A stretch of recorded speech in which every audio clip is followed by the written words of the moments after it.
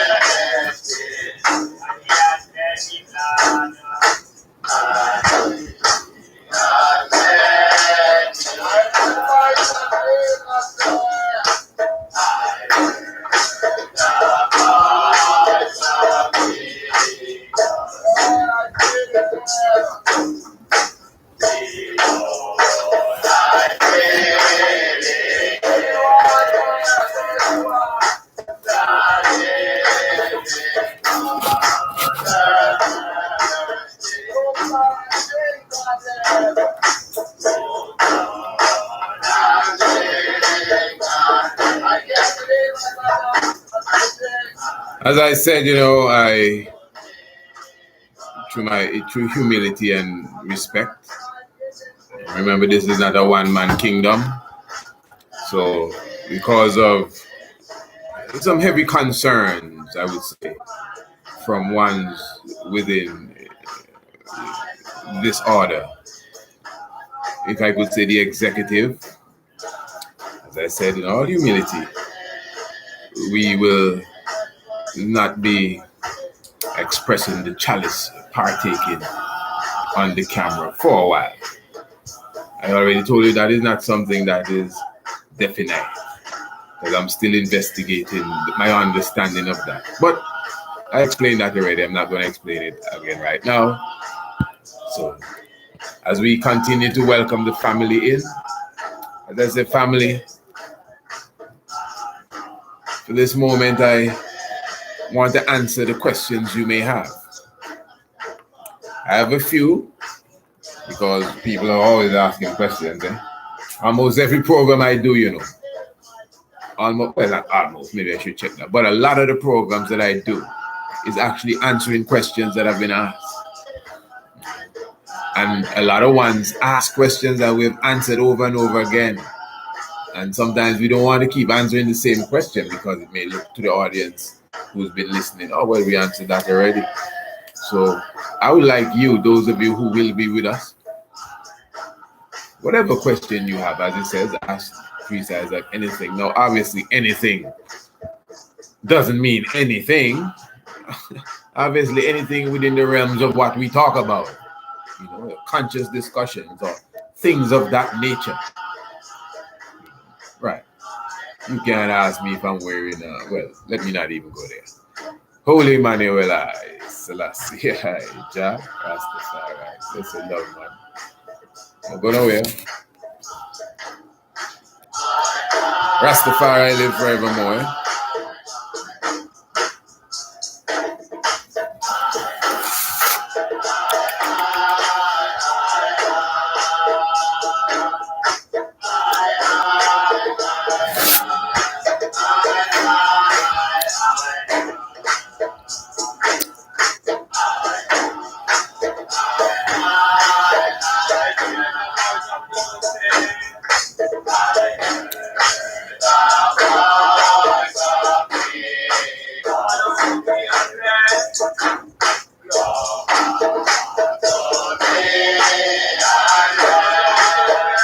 Yes, family, come on in.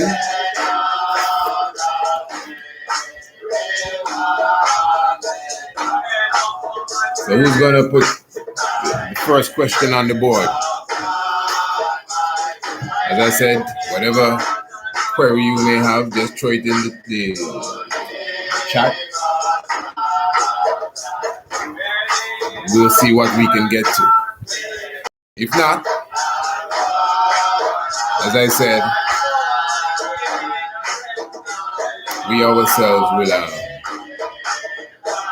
answer a few questions that we've already been given. So yes, family, share the stream, share the link. This is going to be a share link session, man. Get the family in.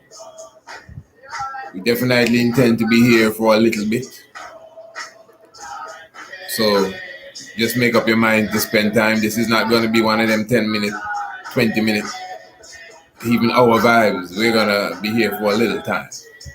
So get yourself comfortable and let's move forward in high respect. Love to the whole house. So who do we have? We have Pyramid of Giza. Give thanks. Family, love. Selassie Chapel. Thanks. Ranks Trinidad is here. Give thanks, my brother. My brother, I'm taking any questions tonight. If you have questions that I'm sure you have a few questions. Let's bring them on and let's see how we can address them. And we're not saying that like if we can answer all the questions in the world. Don't get me wrong. That's not the ego here at all. You know, but for sure, we say a lot of things. And we seem to have a lot to say. So if we want to put ourselves in a position where we are questioned, even challenged, I don't mind, even challenged, please do. Please do. And we will address it. You know, so whenever you are ready, anyone, whatever you may have to ask.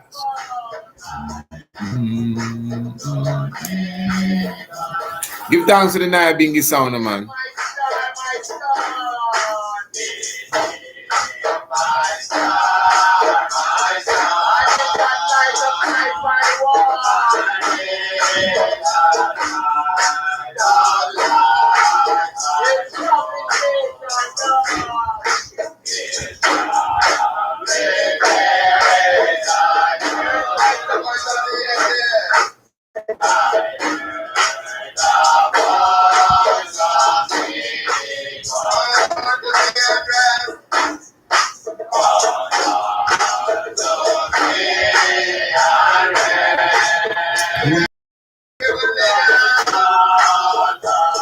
I myself have so many questions running through my mind that I could answer for you. Share the link, family. Share the link.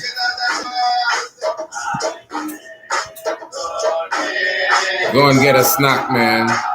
Go and pack your chalice, man. Go and prep yourself, family.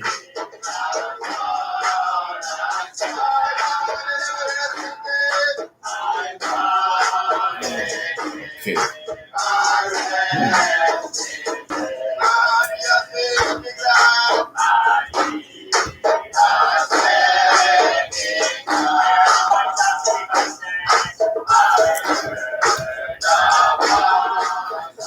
All right, family, I have the first question on the board. And this one is coming from Nazareth. And that's a beautiful question there, man. Let me take the next drop. Yeah. And even though this is not a question, let me just say this again with clarity, you know, because I know a lot of ones are not pleased, as I said, because, you know, the reason why we, you know how it is with us. When it's chalice talk, we come, man, I lock off the bingy. You know, when it's chalice talk, we definitely come and we blaze up the chalice, you know. But I just want to be clear. I don't want to make it sound like in any, like if I'm joking with it, you know. The thing is, in all humility again and seriousness, there was a there was a concern again, family. I just want to be clear. It's nothing. I'm not upset with anyone or vexed or anything. I just knew that there was a concern coming out of the realms of specific ones. It didn't come to me straight to me. Like I had to, get it somewhere else in a sense. But I understand the concern, and the concern was about myself representing this order of Rastafari, specifically the EABIC, and be blazing my chalice live on the YouTube. Now, in my own realm there, in my own personal realms, I think that is perfectly okay and a very good example. But again, because this is not a one-man kingdom, and I myself as a student and many teachers around us, including myself, so I haven't given up on that. I just want to be clear. I have elders around me that minister to me. So I'm going to get a clarity properly with it. And if my spirit is satisfied that it is something I should continue to do, that's what I'll do. Straight up. Yeah. Because in all respect, man. Parliamental, governmental, in my book, we're dealing with a level of anarchy as well, where there's no real stance where a one could even be penalized for some wrongdoing.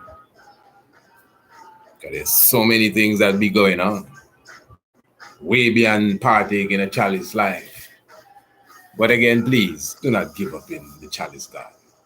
I just want to make sure I have a good understanding of the concern and how it relates. Because nobody ever do this. So I just want a clarity, and I'll take it from there. So family, I'm going to get to my first question, and it comes from Nazarite. Wow, I got a heap of questions already here, man. Wow. But anyway, Nazarite are coming to you now, and he wants to know. He says, greetings, honorable priest.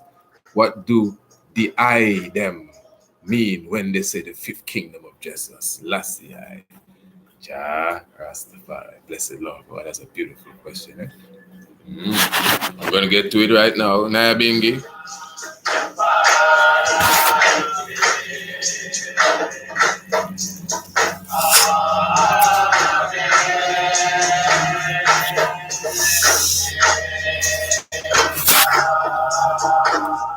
Yeah, Nazarite. Let me just get to Kushai TV question quick, because it's a simple thing. He says, what's good for the hair growth, priest? Rosemary's tops. Yeah, them is one of the, certain things you answer it from experience.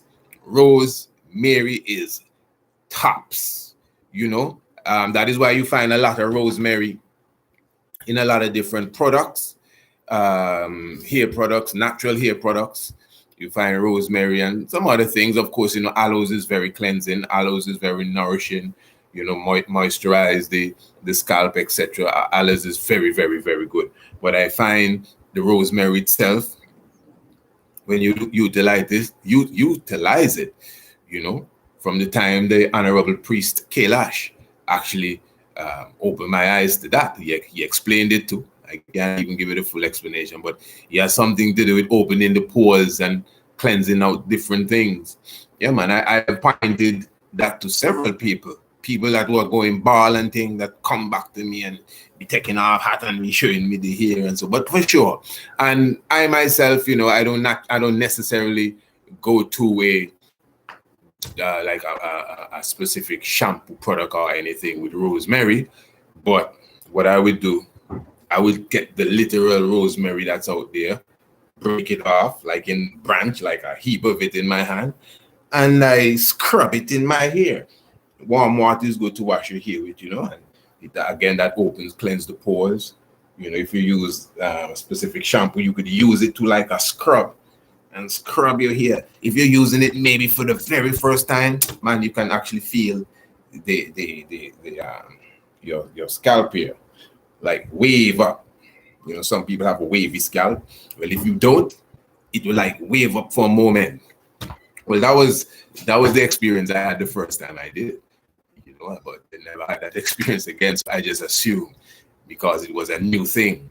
Yeah, man, and that thing will thicken your hair, make the locks grow, etc., and even rejuvenate and regenerate. Yeah, I should say, the whole aspect of the hair growth. All right, and Kushite is saying he's thinking about starting a whole new line of hair growth or products. All right, so Nazar right now is asking a very important question. Where's my black supremacy?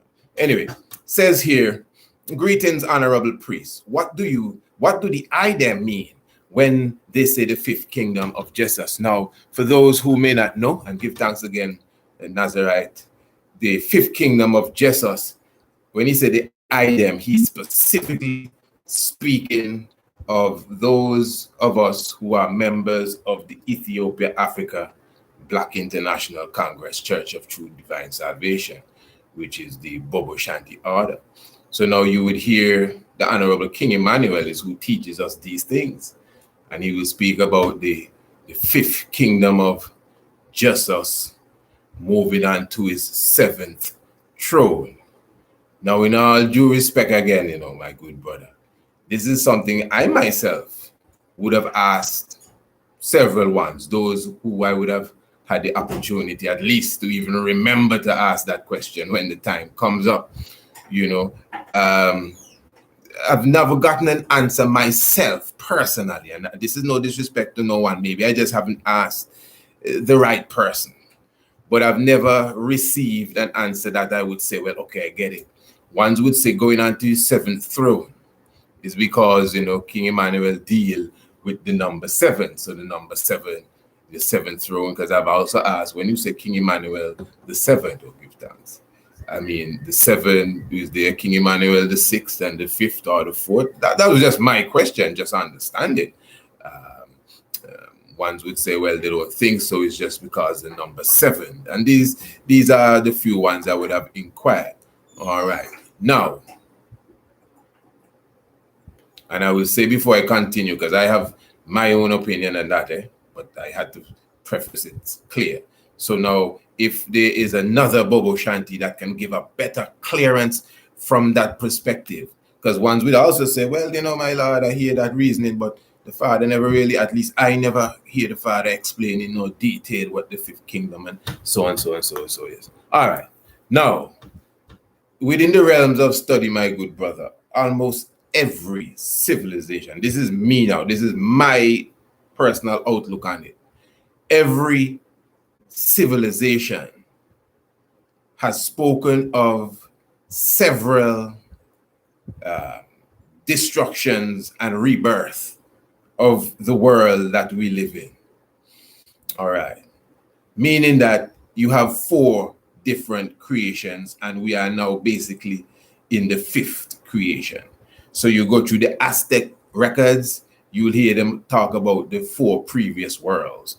You go through the Mayan records, they speak about the same thing. And of course, the Inca, the Mayas, and the Aztecs, they share a lot of things. They share similar stories, the hero twins and all of these different ones. Of course, the hero twins ball game actually goes into the creation and recreation of the world. Then you go in the Hindu tradition, you know, which still precedes or came before the Buddha tradition. You hear them talk about the different worlds and the different creations of Brahma.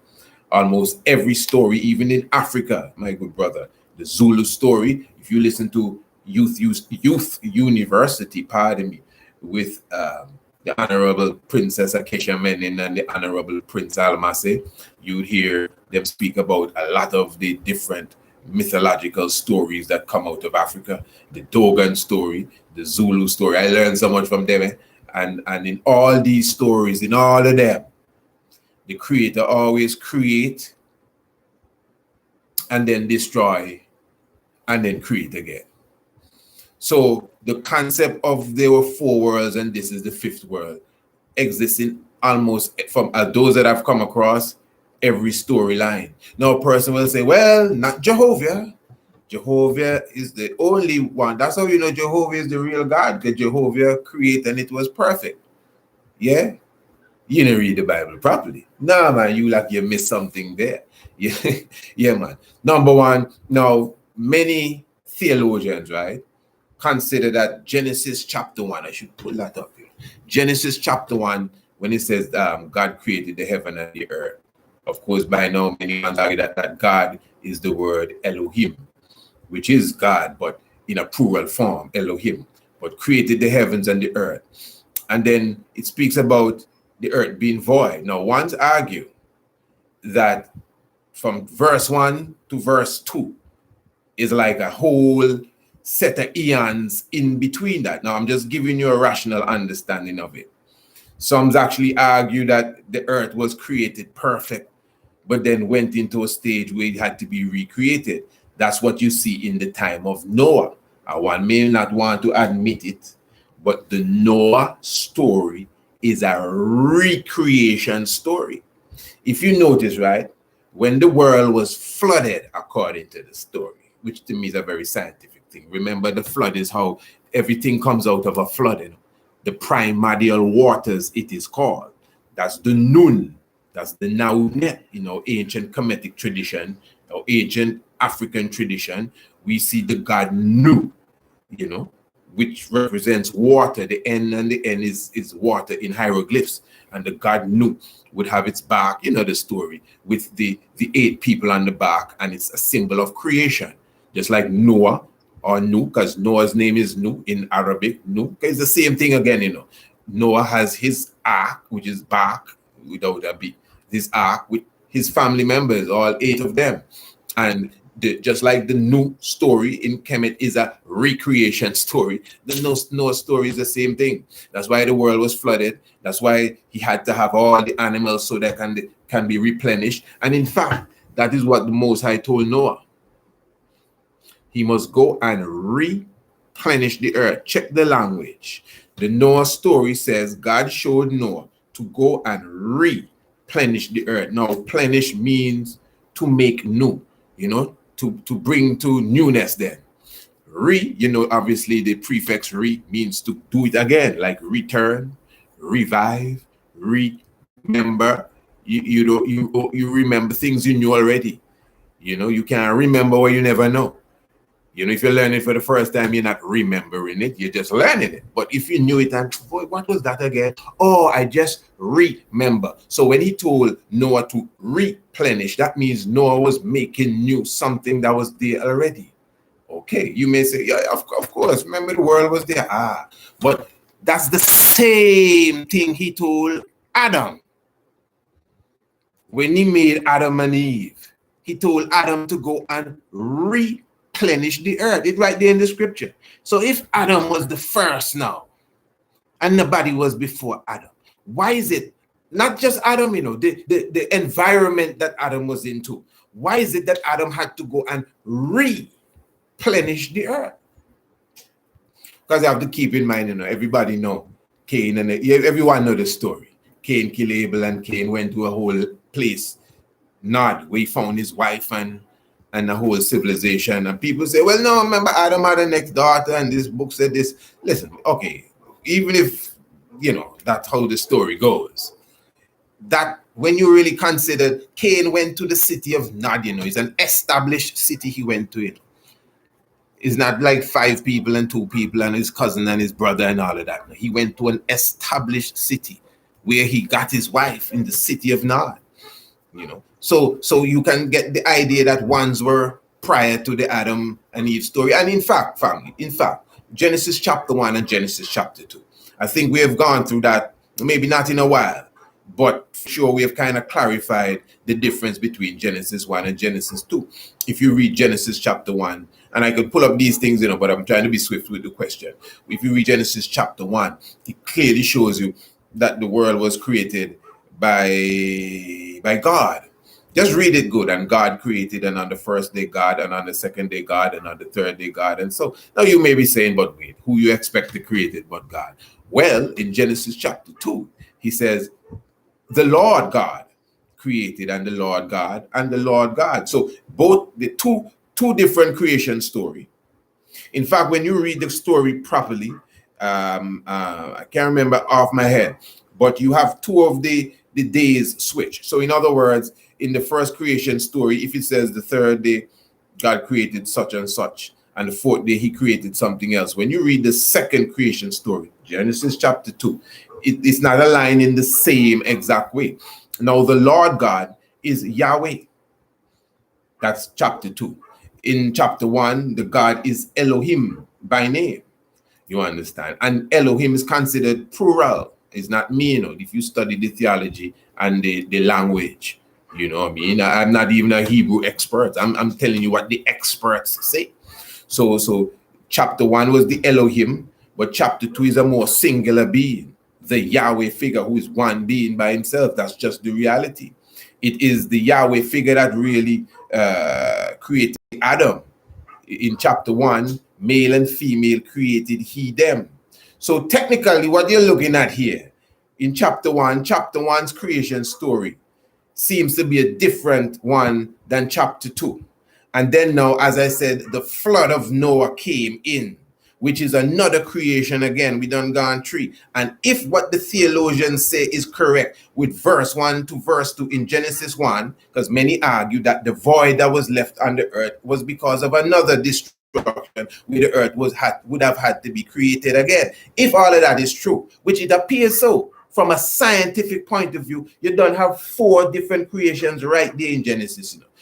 Read it properly. So I'm saying now, I say all that to come back. The 5th kingdom of Jesus.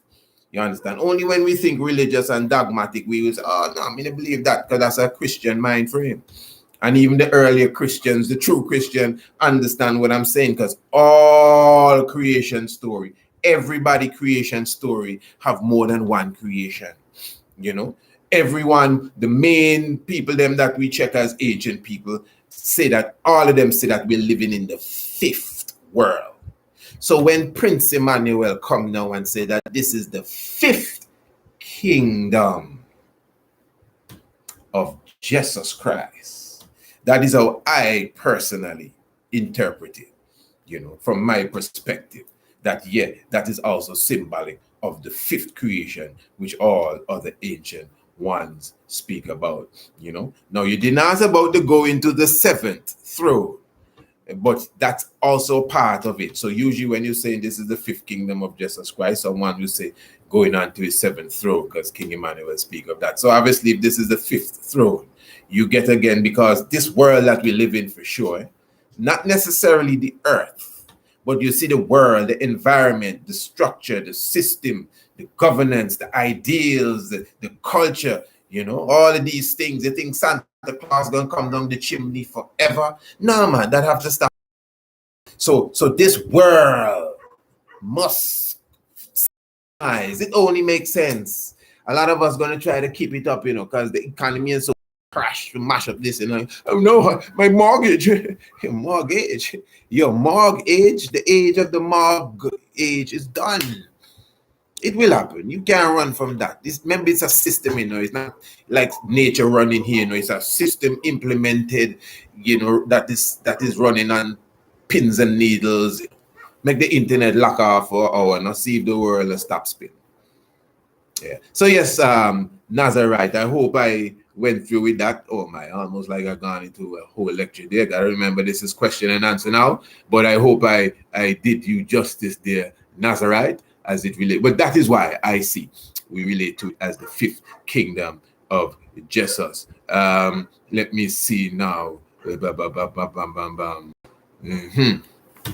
So I'm curious. What is your interpretation of Genesis chapter 3? Okay, I gotta pull that up to see what it is first. But while I go and pull that up, let me see if I get a next question there before I get to Genesis chapter 3. And Genesis chapter 3 question is coming from that's Farai Nunez. I am Genesis chapter 3. Okay, I'll get to that. Just give me a second here. Sheldon Williams is asking, Priest Isaac, what is this? What is the difference between God and Almighty? Okay, just give me a second here while I Google that. Not God and Almighty in Genesis chapter 3. So, as they like to say, chewing gum and walking at the same time. Yeah, but we don't chew gum. That's a mystic thing. Eh? They give you gum to chew. They give you gum to chew. Now, you have gums in your mouth. Eh? Okay, you have a gum. You can cut your gum. Right. It's so interesting that your gum is what actually, in a sense, houses your teeth. Well, your mouth houses your teeth. But your gum is like the foundation. Your teeth is in your gum then. So you can almost chew any part of your body except your gum. You can even bite your tongue, but you cannot chew your gum because your gum is what hold your teeth. Yeah. So now they have us chewing gum. Yeah. No, don't take nothing that these killers give here, killers. These killers, give us to say and do and all these things. Nothing they tell us to do. You gotta take it. Don't make them, drinking and bottoms up. Which bottoms up? You better careful with them people talking about bottoms up. So, watch what you chew your gum, walking and chewing at the same time. All right. Yeah, they have you walking on the sole of your feet. Your soul is down at your feet now, eh? Yeah. Your soul and the soul at the bottom of your shoes too. Yeah. Remember, your soul is supposed to be in your pineal gland. Your soul, the pineal gland is the seat of the soul. That's why in the Bible it said God spoke unto Jacob at Peniel, or Jacob came face to face with God at Peniel, the pineal gland, the meditation, the seat of the soul. This is where the seat of the soul is. Yeah. Now they have the soul at the bottom of your feet. There's a whole reason I wanted to get into. A sister was asking concerning the chakra, the colors of the whole chakra, and its alignment, in contrast then to maybe how the rainbow would express it. So I definitely have that lineup coming very soon. But of course, we don't know everything, so definitely doing some research and getting some expert advice before we concretize our outlook on everything. All right, I have Genesis chapter 3 here. Which one that is now? Oh my, is that scripture they put on me there, man? Yeah, now the serpent was more. You don't know the story, Adam and Eve and the serpent. All right, let me answer this question here first. But here verse 7 says in chapter 3, and the eyes of them both were open. Hey, this is a whole show, that this chapter 3 thing is a whole show. Because this is riddled with enough allegory and enough esoterics. And they knew that they were naked, and they sewed fig leaves together and made themselves aprons. Yeah, aprons. In Freemason they wear aprons. And there's I don't know if it's in this specific chapter here, but there's another part which clearly says that they put on skin. That's why some people they say they took fig leaves and made aprons to cover themselves. And in other places, I can't just quote it off the head. I'll find all of that for you too. It says that they put on skin, which is very, symbolic. Put on skin, like the spirit becoming flesh. So a God and the Almighty, that was the question. All right. Well, to answer that, you would have to first of all see that there is a difference. But then again, okay, the Almighty alone is very self-explanatory to me. Meaning that when you hear of the Almighty, you just give me a second here, Jah. Rastafari. Oh yeah, give thanks. One question might be, what is that you're drinking? Yeah. When you hear about the Almighty, just the term alone, Almighty. So there's hardly any room for not understanding that you're dealing with the Almighty, like everything. So when you already fixed your mind there, that's why ones may have some trouble seeing, the Almighty maybe as a next human being, or as a man, as they would say. Say, well, how he can be the Almighty? And then they start to look at all kind of things and say, well, I mean, the Almighty is everywhere, but look, he behind the tree. He over there, so he can't be the Almighty. So, I mean, from that rationale as alone, or rationale as alone, point you're making is that, hey, no human being can be the Almighty then, because if you're saying, well, he over there and he not over here, so he can't be the Almighty, so then that means you just disqualify any person, any human being from being the Almighty. That's just me kind of thinking. I'm just thinking aloud how maybe someone else would think. But the Almighty really,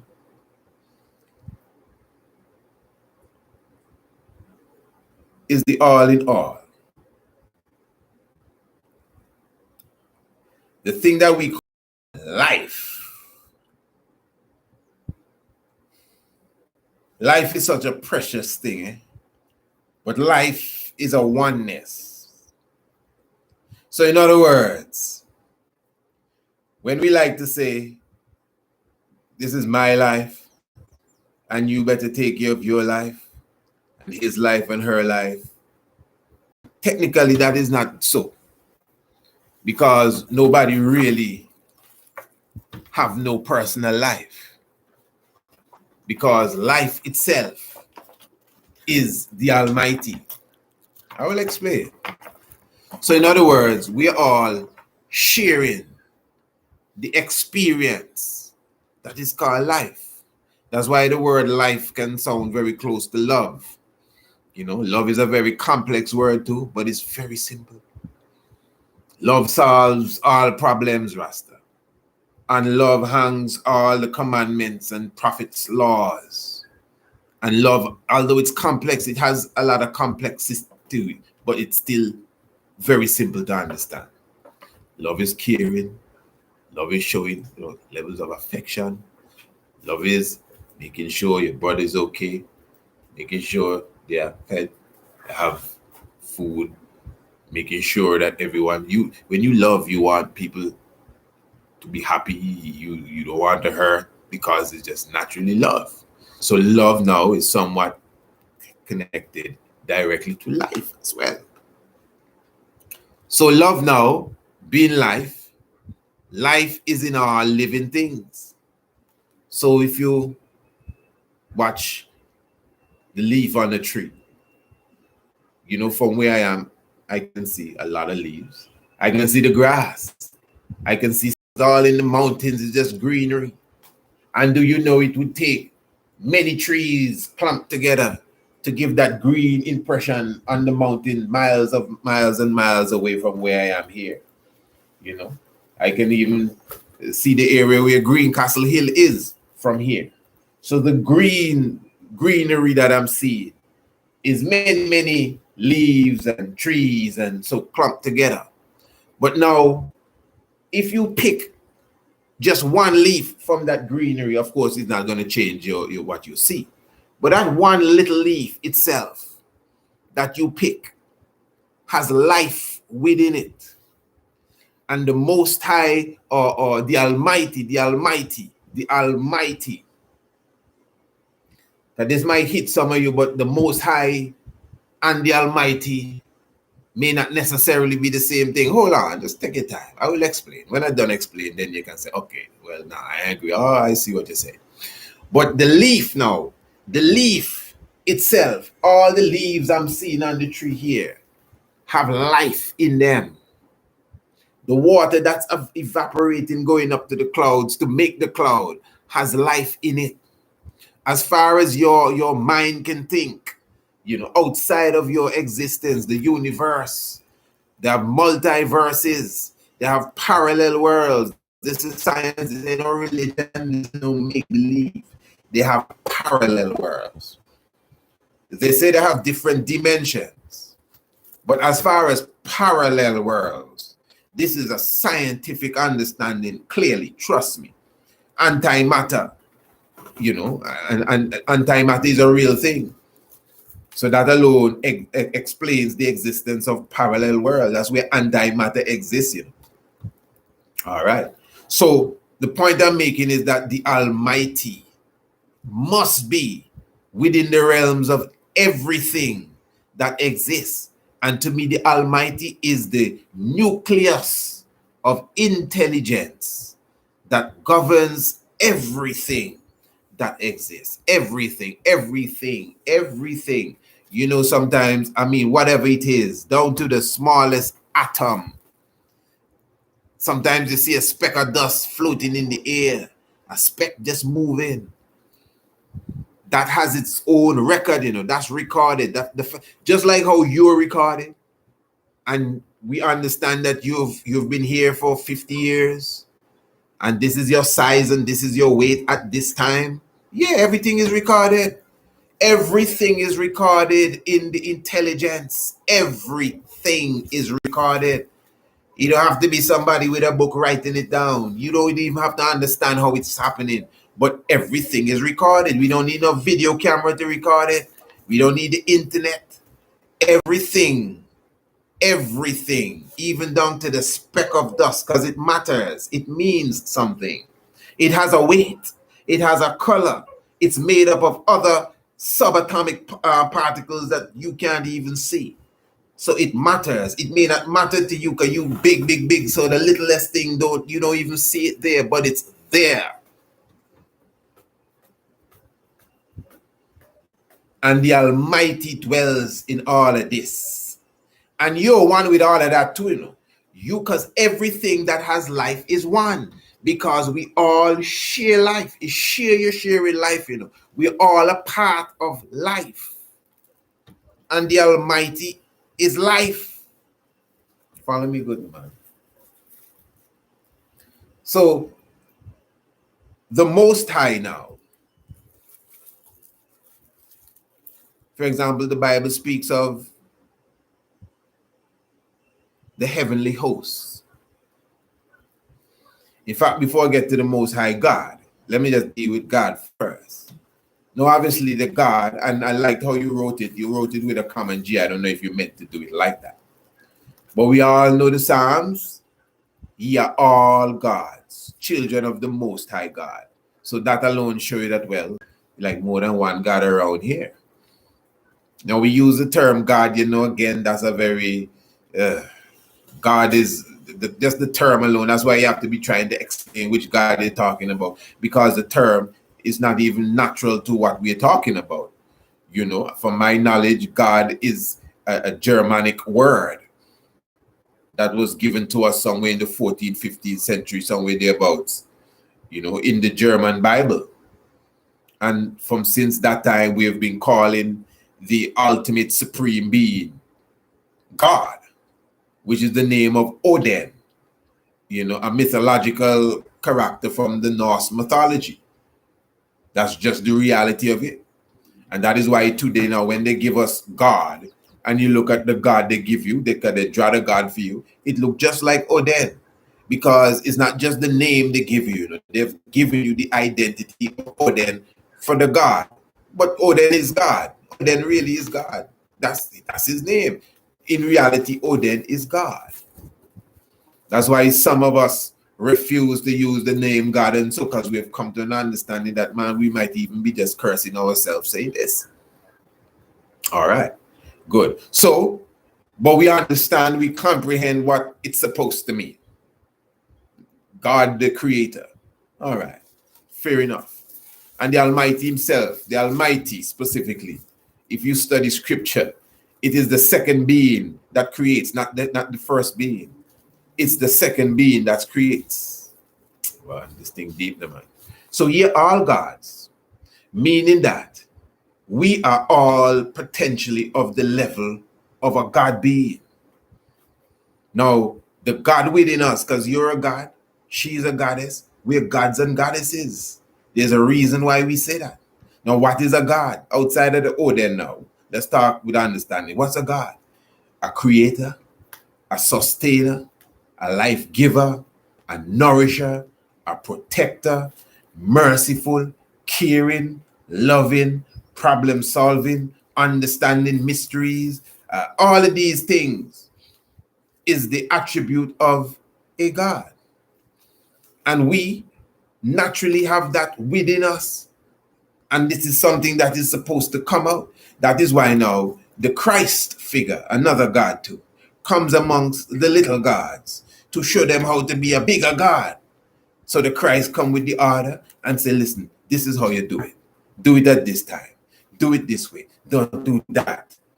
Don't wear that. No, you can't go there no more. What you said, we don't talk like that, You have to say, yeah, teaching you how to make the God back in you. It's in you to revive it. And he show you now, but listen, no matter what, you can do all what I tell you, wear all the colors and do everything. If you don't have love in your heart, if you don't have caring in your heart for your brother, you're going to have problem. You're not going to reach to the high level, the Godhood or the Christhood. This is inside of everyone to reach on that status there.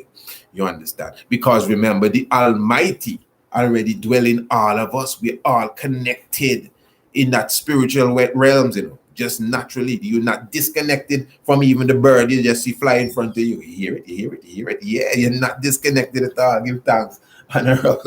You're not disconnected at all because you're one with it, So now the Almighty, the host now, the heavenly host.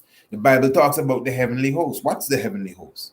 Okay, you have the angels, you have the archangels, and then you have the Lord of hosts. Now, the Lord of hosts is the Most High. The Lord of hosts is the Most High amongst all the gods. The Most High is, remember, the Almighty Spirit is within all things. And the Most High is the highest amongst all the gods that exist in the heavenly realms. The Almighty Spirit dwells in the Most High, but the Almighty Spirit dwells in all of I and I too. In fact, the Almighty literally come and teach us that he dwells in us. So Moses said, be ye holy. That's what Moses said. As your Father which is in heaven is holy. Christ said in the Bible, be ye perfect as your Father which is in heaven is perfect. So they're showing you that you can be holy like him. You can be. That's what they say, man. Perfect. Perfect, it's in a man.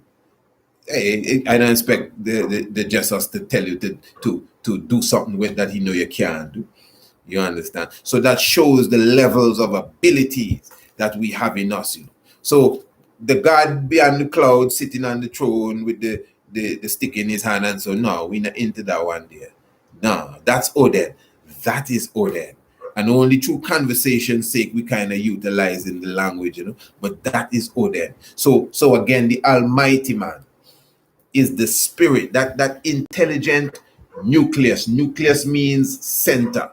Intelligent means, as I said, the same leaf, if you were to tear the leaf, after a while you see the leaf just naturally seal itself, so that the natural water doesn't get out, because remember, the leaf itself has veins and midrib and all of these things, and when the seed go in the ground, the tree grows and the leaf replaces itself. All the millions of leaves you see here were just one a seed that went into the ground. That's just natural intelligence, keep replaying itself. That is the Almighty working.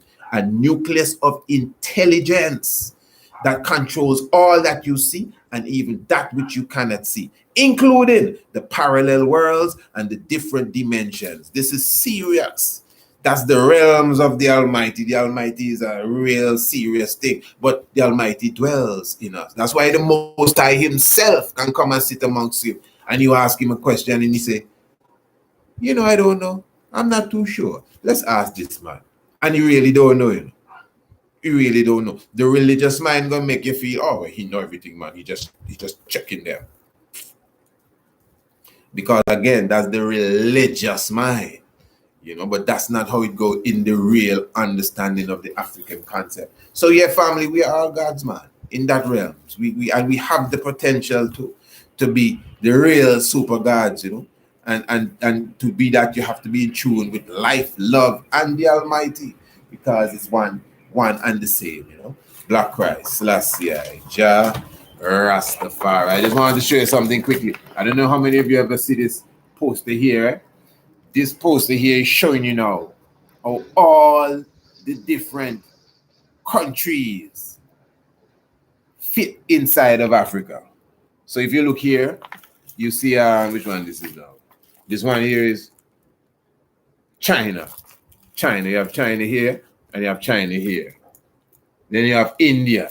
See, India fit with the orange part. They are in Ethiopia. India. What you have over here? Look, the United States. The United States is like Western Central Africa there. Then you have Eastern Europe. You have Italy.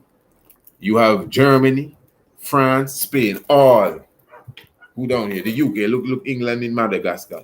All of these countries literally fit inside of Africa. You understand? Because remember the maps that they were giving us once upon a time. Well, they still give it to us. You know, make it look as if Africa is this small little place, but it's the biggest on the map. You know, and even some of the continents that they're ascribing to other people is Africa. Selassie, Jah, Rastafari, Genesis chapter 3. Let me just see what else is on the board before I go to Genesis chapter 3, because I mean, that's a deep thing to get into there. Mm-hmm.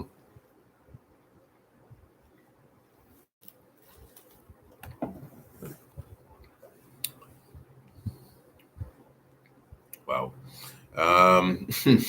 That is something else there. Buying organic wool from Amazon. I missed something here. Okay, so let me just see who. A lot of questions I think I have here. One was asking if I had 5 songs. Sometime off the subject. But what are 5 songs you would play if you were told these 5 songs destroy negative thought forms?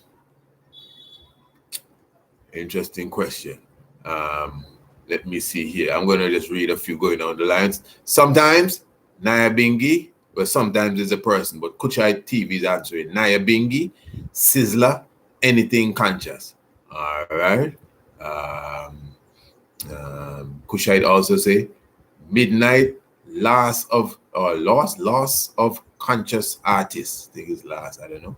And then sometimes give thanks for that answer. All right. Let me see. Ches Christian is saying, my grandmother said there were 3 giant thrones on Green Castle Hill. All right. Straight to home. Thought that would be valuable information. Oh, thank you. Charles Christian. Give thanks, Charles Christian. Definitely. Right. Mm-hmm. Well, yeah. Just to comment on that. You know, I'm trying not to make it sound like, well, we knew that already, you know, to be honest, because I'm very thankful for that. But yeah, we have always heard of the 3 thrones on the eastern, because there are many thrones up there. Trust me, there are some big thrones, and oh man, those of you who will be coming to Antigua for June the 17th to the 24th for our summer solstice experience, you definitely will see what we are talking about. But yeah, Brother Charles, we know of stone houses, stone baths. They said they had a big pool that water would just constantly come out of, and the people in the village. I'm assuming that your grandmother may be from Bendel's. If not, well, you could let me know if or if not, because these are the ones more than the people from Jennings. The people from Bendel's are closer to the hill. That's the village on the eastern side of the hill, and you would hear stories of 3 massive thrones, my good brother, that would face the sunrise. All of that gone sky high, you know.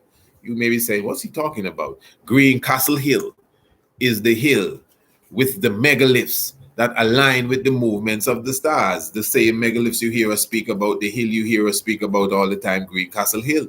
If you do not have the book Anu, Ancient and Modern, that's Anu, Ancient and Modern, which goes into the spirit of Antigua, definitely you could get your copy today. All you have to shoot at gmail.com. Give me a second, there's something going funny. All right, I just got a thing there. Yeah, that's Priest Isaac Institute at gmail.com. And you just go in and you check the book Anu, Ancient and Modern. But yeah, so you had 3 massive thrones, family. But what has happened now is that the quarry company, the Antigua Masonry product, that's the name of the quarry company, Antigua Masonry Product, has been operating on the eastern side of the hill since the 1960s, and has been literally, destroying the hill as such. Then, not as such, destroying the hill. Yeah, but of course we don't intend it to be completely destroyed. But it has done a real number on Greencastle Hill, man. And what I'm saying, when you understand the value of the hill, this is what it is. Because I know you hear us come and speak about this from time to time, And even this summer solstice experience that we are having, family. The summer solstice experience that we are having. I don't know if everyone understands this, This is a work to preserve Greencastle Hill. Now, Greencastle Hill itself, let me just get this out of the way before I move on here. The megaliths on the hill, right? They were not put there. That is why we've done videos showing you the different megalithic sites that you have all over the world. And some of them have been, erected like temples and pyramids. There are places all like in Brittany there where you have all these menhir stones. These are like standing stellars as such. The menhir stones that have been put in specific formation, some of them to align with the equinox and the solstice. Stonehenge in England is a perfect example of that.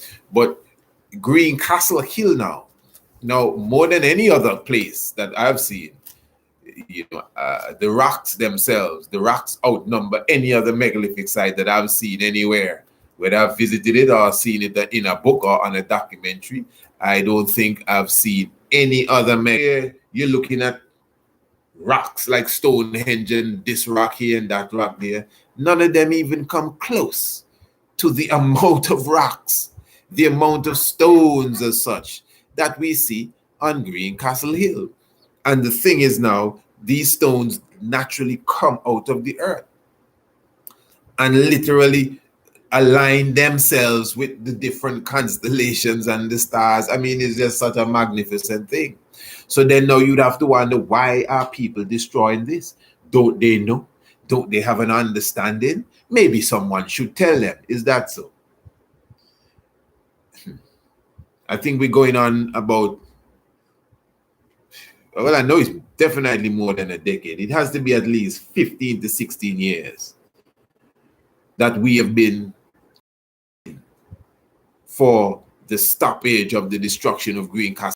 Plus, we've been also pushing, for the understanding and edifying the nation on the importance of this massive, hill that we have with all these magnificent stones that align with the heavens. But of course, you could see that this is something purposely being done, or else, of course, they would take heed to the word and would have joined on to the fight, So definitely those of you who will be coming again for the summer solstice experience, I'm looking forward to that. Looking forward to all of your presence, those who will be coming to Antigua. So if you do not know what I'm speaking of, just contact us. Priest Isaac Institute at gmail.com. Give you more information and give you more vibes. In fact, as we continue this program, I think I will get more into that maybe at the end. Okay, now I'm looking at the Genesis tree over here. I'm just kind of running through everything before I go to that, because that's going to take time. So Ranks Trinidad is saying Adam was not the only man created. Okay, let me see if he says anything else about that coming down. Bam, bam, bam. Let me see. A lot of ones saying different things. Everyone can read the chat and can see what ones are chatting here. Lorenzo Stewart says Jesus is Zeus. Jesus is Zeus. Lorenzo Stewart says Jesus is Zeus and both is Satan. Okay, that's a different one here. Farai Nunez says here regarding the tree of knowledge, was the serpent in the right and God in the wrong? Okay, felt it was coming somewhere there. Fifth son.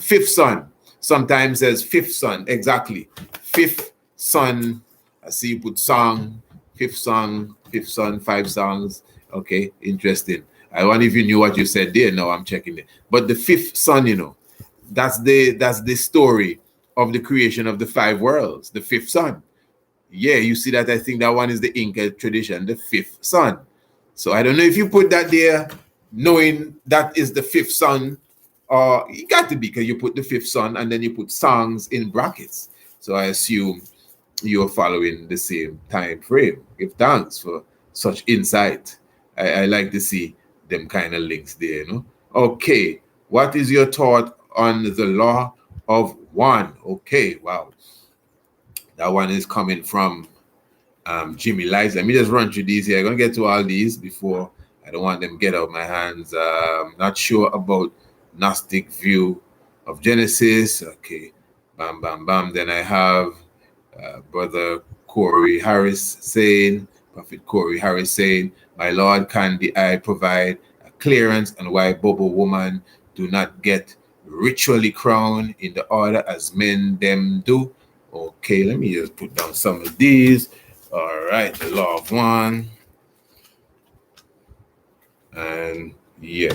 Now, let me just run through quickly. Just bear with the tiger and just want to get these out of the way. I have a question. Ranch Trinidad. God is not only love. Okay, fair enough. All right, I wasn't really Exodus 50. The Lord is a man of war. I'm not fighting none of that at all. That sounds good to me. Let me see what else we have here. Bam, bam, bam. Timothy, keep that. Timothy 6, 1 Timothy 6, verse 20. O Timothy, keep that which is committed to thy trust. Avoid profane and vain babbling, oppositions of science falsely so called. All right. And then one time peace says, Jah is the creator of human brain. Jah has seen every civilization. You can't escape Jah matrix. All right. The whole Goliath nations. Okay, wow, bam, bam, a lot of things here. Hail the eye, much appreciation. All right, let me see. I think I don't see too many questions there, except what is your target in this world? I don't know if that's with me. Target, or what are we talking about? All right, what is your target in this world? All right, let me just put it down. Target in this world. All right, good. Was Christ the serpent in Genesis? Wow, so many different things here. So let's get to the Genesis quickly. Now, Genesis chapter 3. Let me just read. I see, I'm glad I went down more, so at least I see what the brother kind of get into with the Genesis. So I don't think I need to maybe break down what I had in mind of the Genesis, but I think I see what he is trying to figure out. Genesis chapter 3, quickly. Now the serpent was more subtle than any beast of the field. Good. Which the Lord God had made. And he said, see the Lord God we're dealing with here. And he said unto the woman, yea, hath God said, ye shall not eat every tree of the garden? God, no. All right. And remember, God is also El to it. You have singular God, you have plural God. All right. And plural. And remember, this is why even sometimes people argue about the Trinity now. The boy, how you have 3 God and they make 1 God. I always highlight the scripture. Many of you, somebody could say which one it is. I think it's either Nehemiah or Ezra. And they said all of Israel came before Ezra as one man. All of Israel, that means hundreds of thousands of people, maybe more. and all of them came before Ezra as one man. So it just showing you the oneness. It's not linear like English, because English is 1 + 1 + 1 is 3. So you can't see, because of our tongues, we can't pick more than one being one. You understand? But that's clearly what it's all about. So it says here, and he said unto the woman, hath God said, he shall not eat of every tree of the garden? And the woman said unto the serpent, we may eat of the fruit of the trees of the garden, but the fruit of the tree which is in the midst of the garden, God had said, ye shall not eat of it, neither shall ye touch it, lest ye die. And the serpent said unto the woman, ye shall not surely die, for God doeth know that the day ye eat thereof, then your eyes shall be opened, and ye shall be as gods, knowing good and evil. So he explained what the gods really can do, their ability. They know the difference between good and evil. Because you got the impression there, that Adam really wasn't seeing that. They didn't know they were naked. Everything was just all right, and they could just function naturally.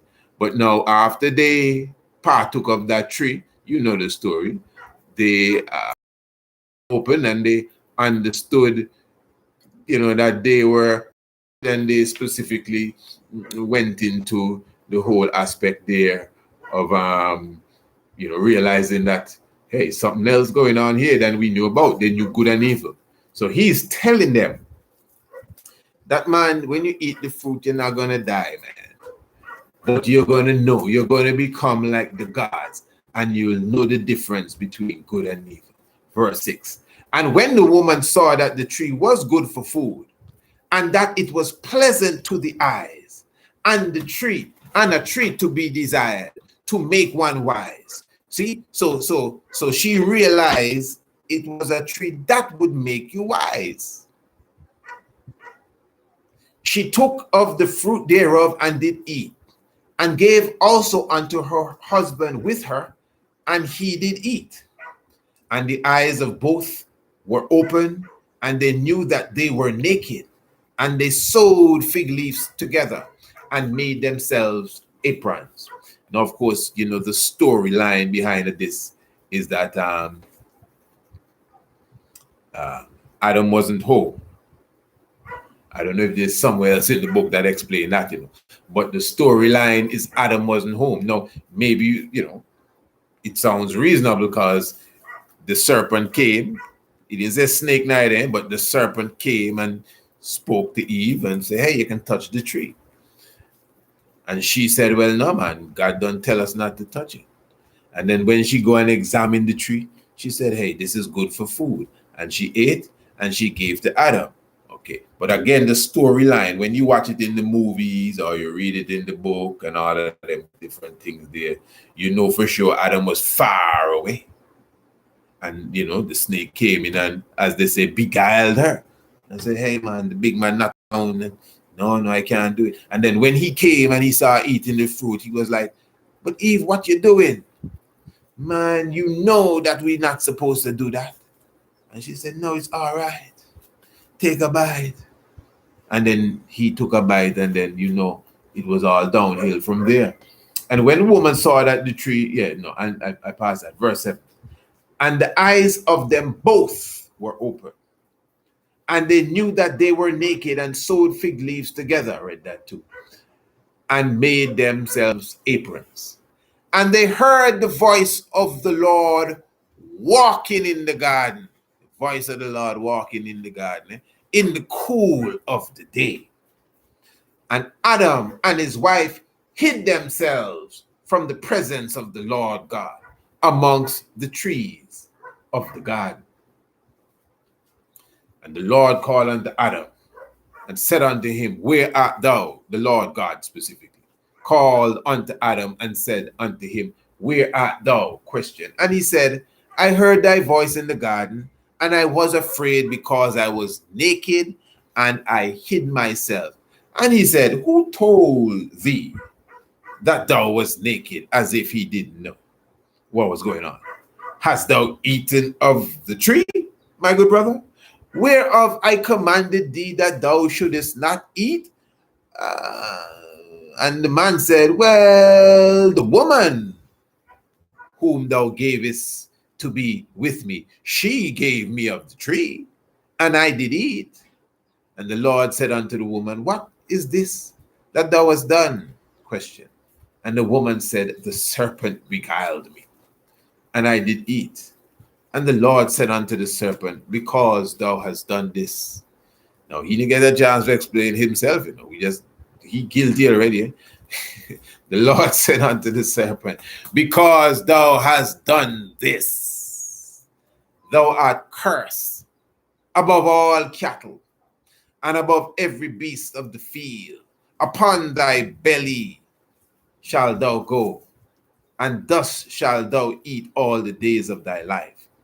And I will put enmity between thee and the woman, and between thy seed and her seed, and it shall bruise the head, and thou shalt bruise the heel. Unto the woman he said, I will greatly multiply thy sorrows and thy conception. In sorrow thou shalt bring forth children, and their desire shall be to thy, and thy desire shall be to thy husband, and he shall rule over thee. And unto Adam he said, because thou hast hearkened unto the voice of thy wife, and hast eaten of the tree of which I commanded thee, saying, thou shalt not eat it. Cursed is the ground for thy sake. In sorrow thou shalt eat all thy days of thy life.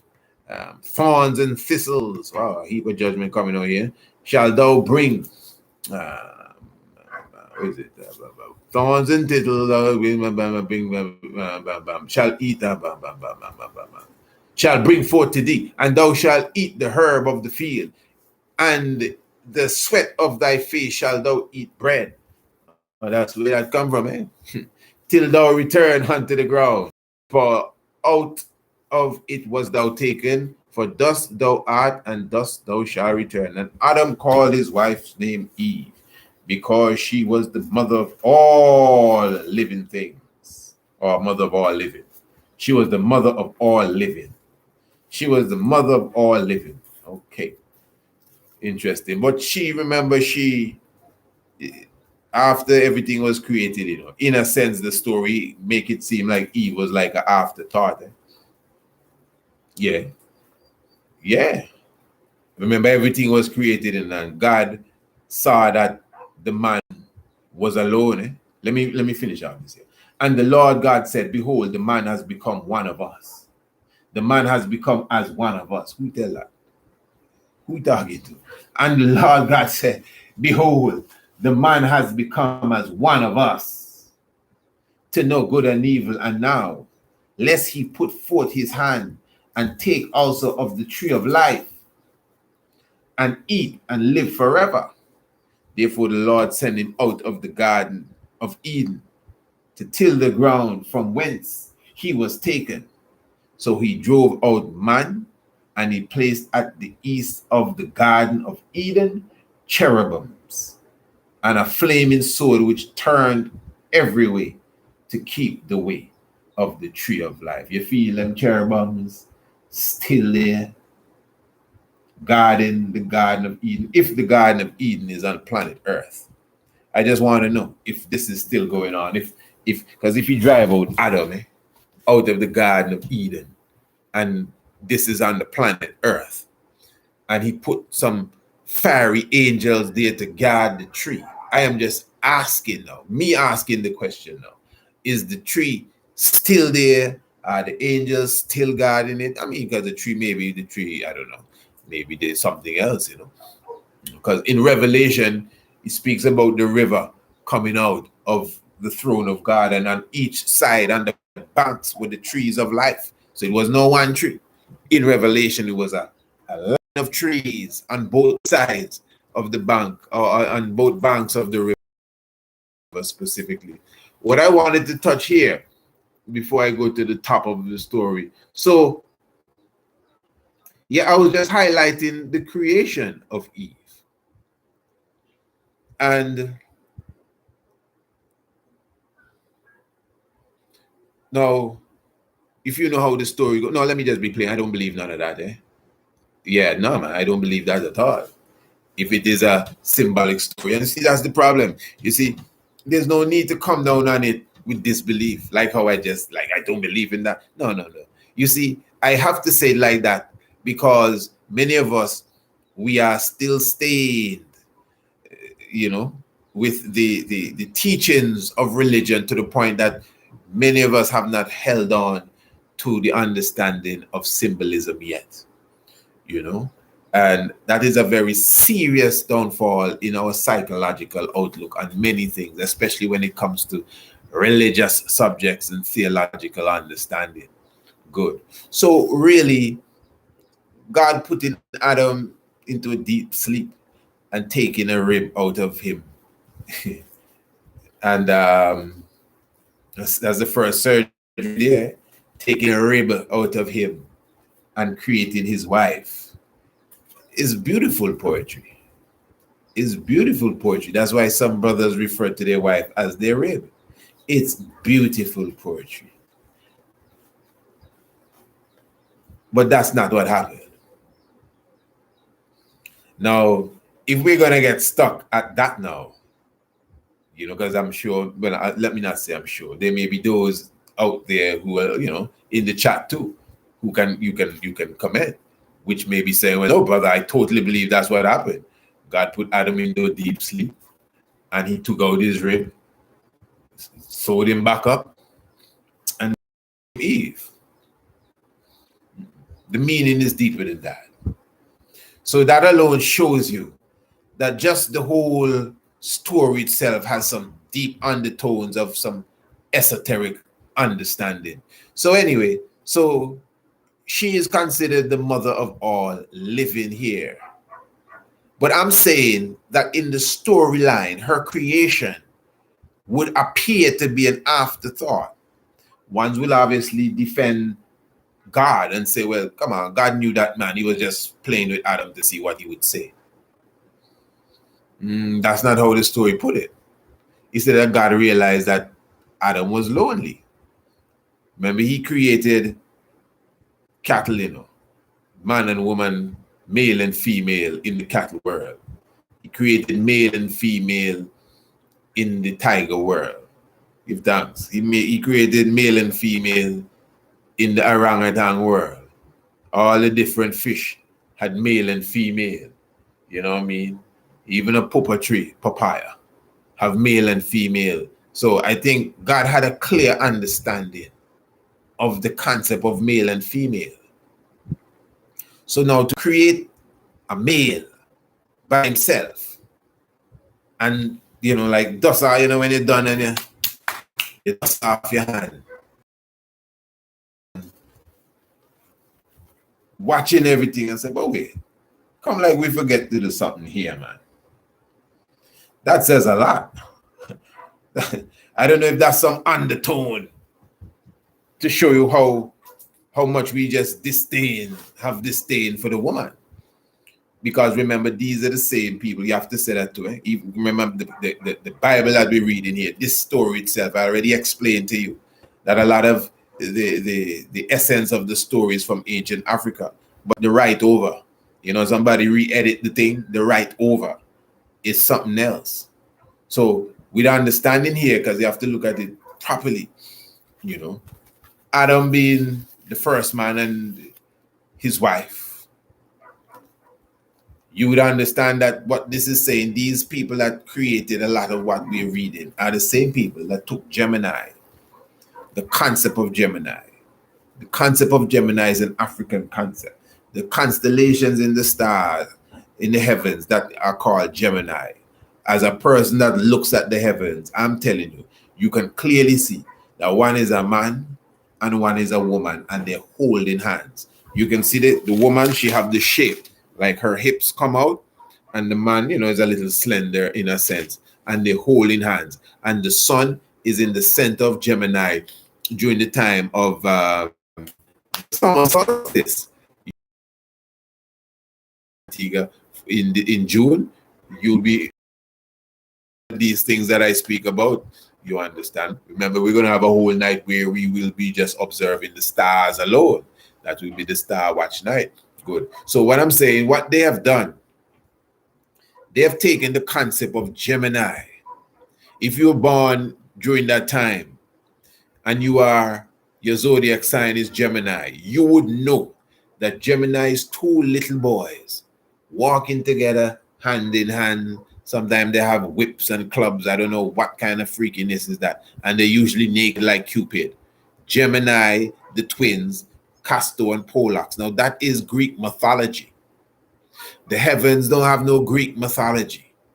In the heavens, you have a man and a woman holding hands. They call Hu and Sa. That's the same Tefnut. That's the same Tefnut.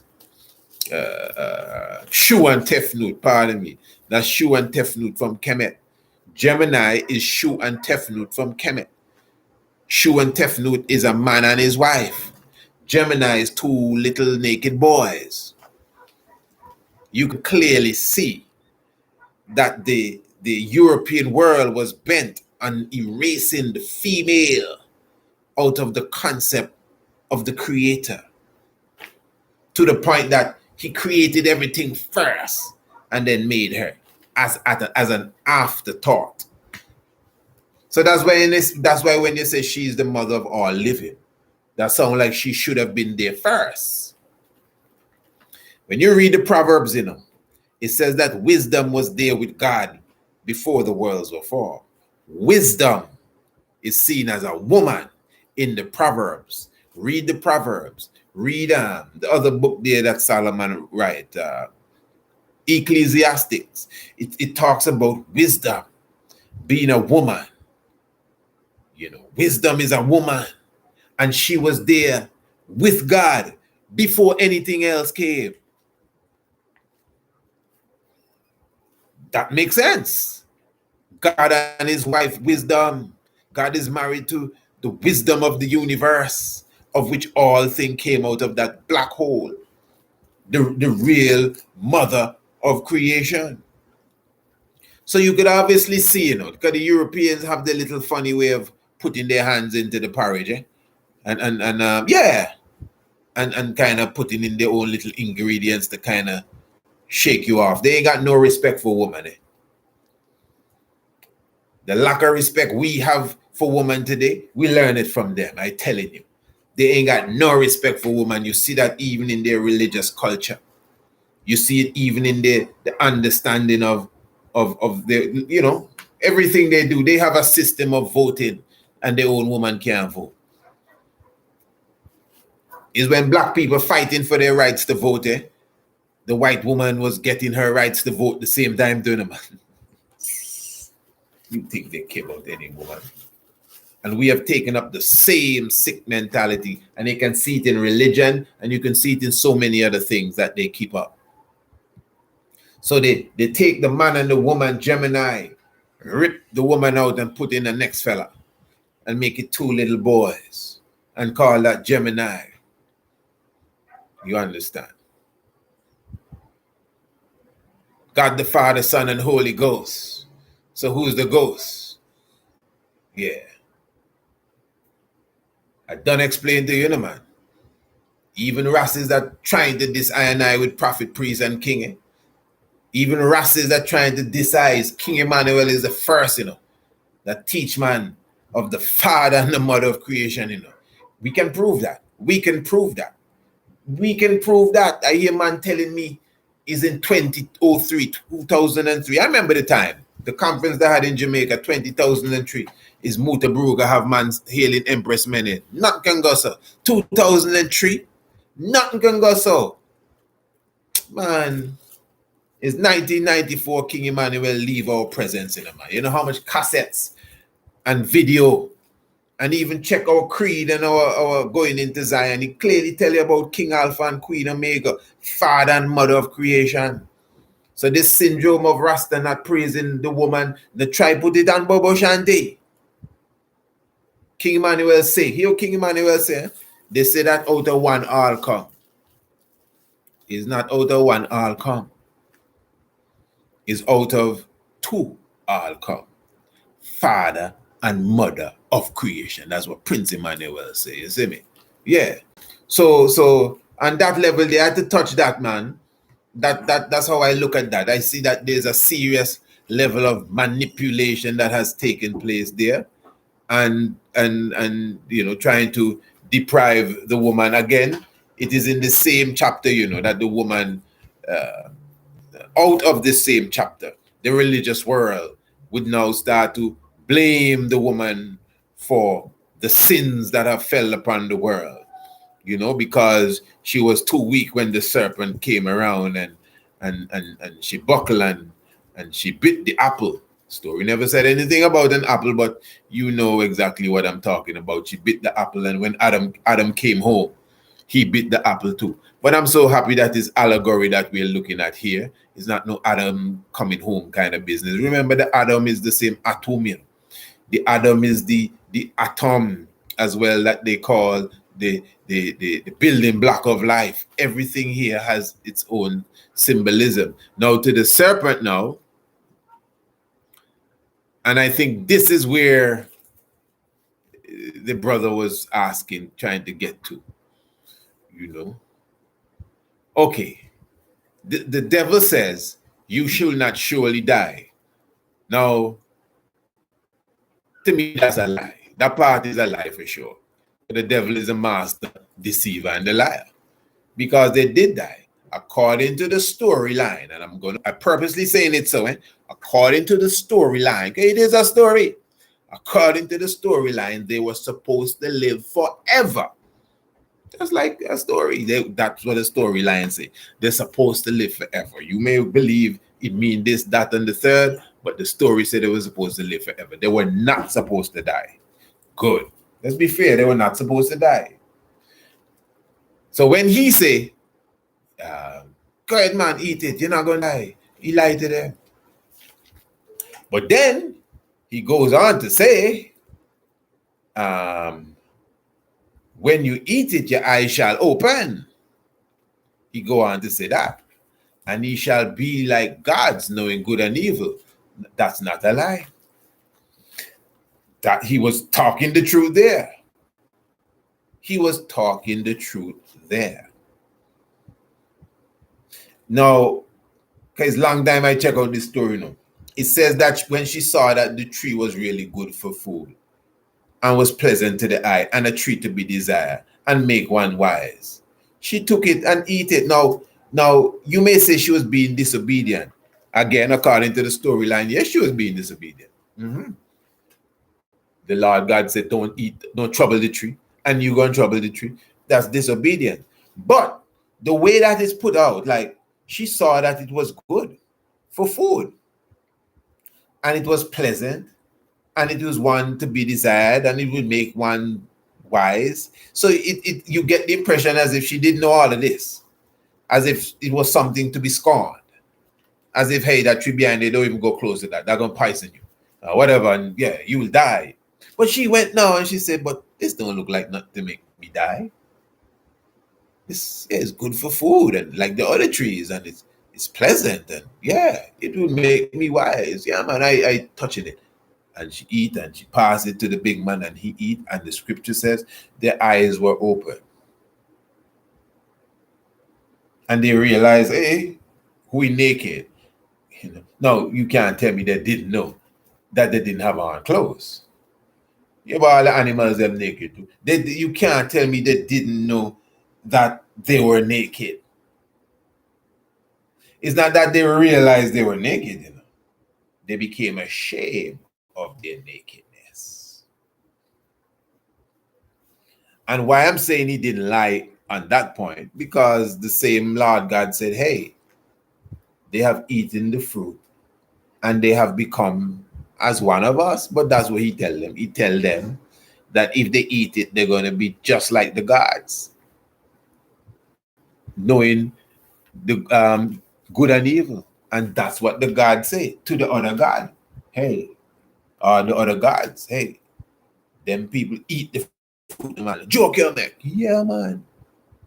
And they have become like us, superpowers. So we got to get them out of here and call cherubim 1 and 2 to guard the tree.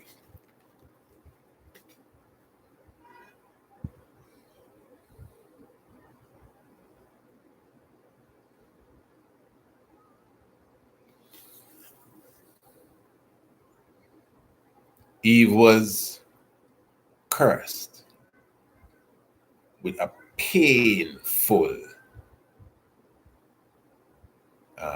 birth.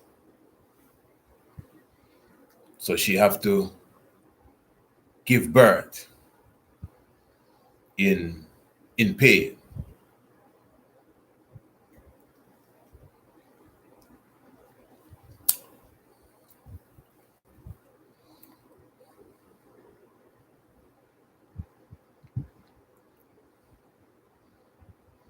Now, I can't say of all animals, but I mean, animals around us, mammals and so, a veterinarian could tell you, they may handle the pain a little better. But animals go through pain when they give birth too. Sometimes I see the cow crying, yeah, giving birth. Yes, I'm not telling you what I see. Certain animals, you hear them cry out, giving birth. No, what I'm saying, did this pass on to everything? Were the cattle and sheep, were they supposed to live forever? And if so, were they supposed to have an easy birth as well? You follow? Or because of her sin, everything was passed on to every living thing, so now they will have to die. And listen, with the whole thing about the serpent telling them that they will become gods and they will know good and evil. You have to remember, there's a scripture, 2 scriptures, one in Kings and one in Chronicles, the same story. When David numbered the people, you know that story. We did a whole program on that. When David numbered the people, and one story said God told him to number the people, and the other story said is the devil told him to number the people, and it's the same story. And I'm going to break it down now because we do a whole show on that already. But that is just how one supposed to can meditate that, because earlier we were talking about God within you. And just like you have God within you, it's like them cartoon when you see the little God on one side and the little other fella on the other side. And if you're not careful within yourself, you can lean to the wrong side, and make the wrong side take over. So the God and the ungodly can dwell within you too, eh? But you just have to crush the ungodly and rise to the godly standard. Now, as far as the woman now, Brother Corey was asking about why is it that the woman them don't get the kind of crowning. Oh man, there's so many questions here, oh man, so many comments. I mean, so I can see some people very excited, but anyway, let me leave you alone. Anyway, now for those who do not know, Bobo Shanti as brethren, and I've spoken about this already. Bobo Shanti as brethren, they are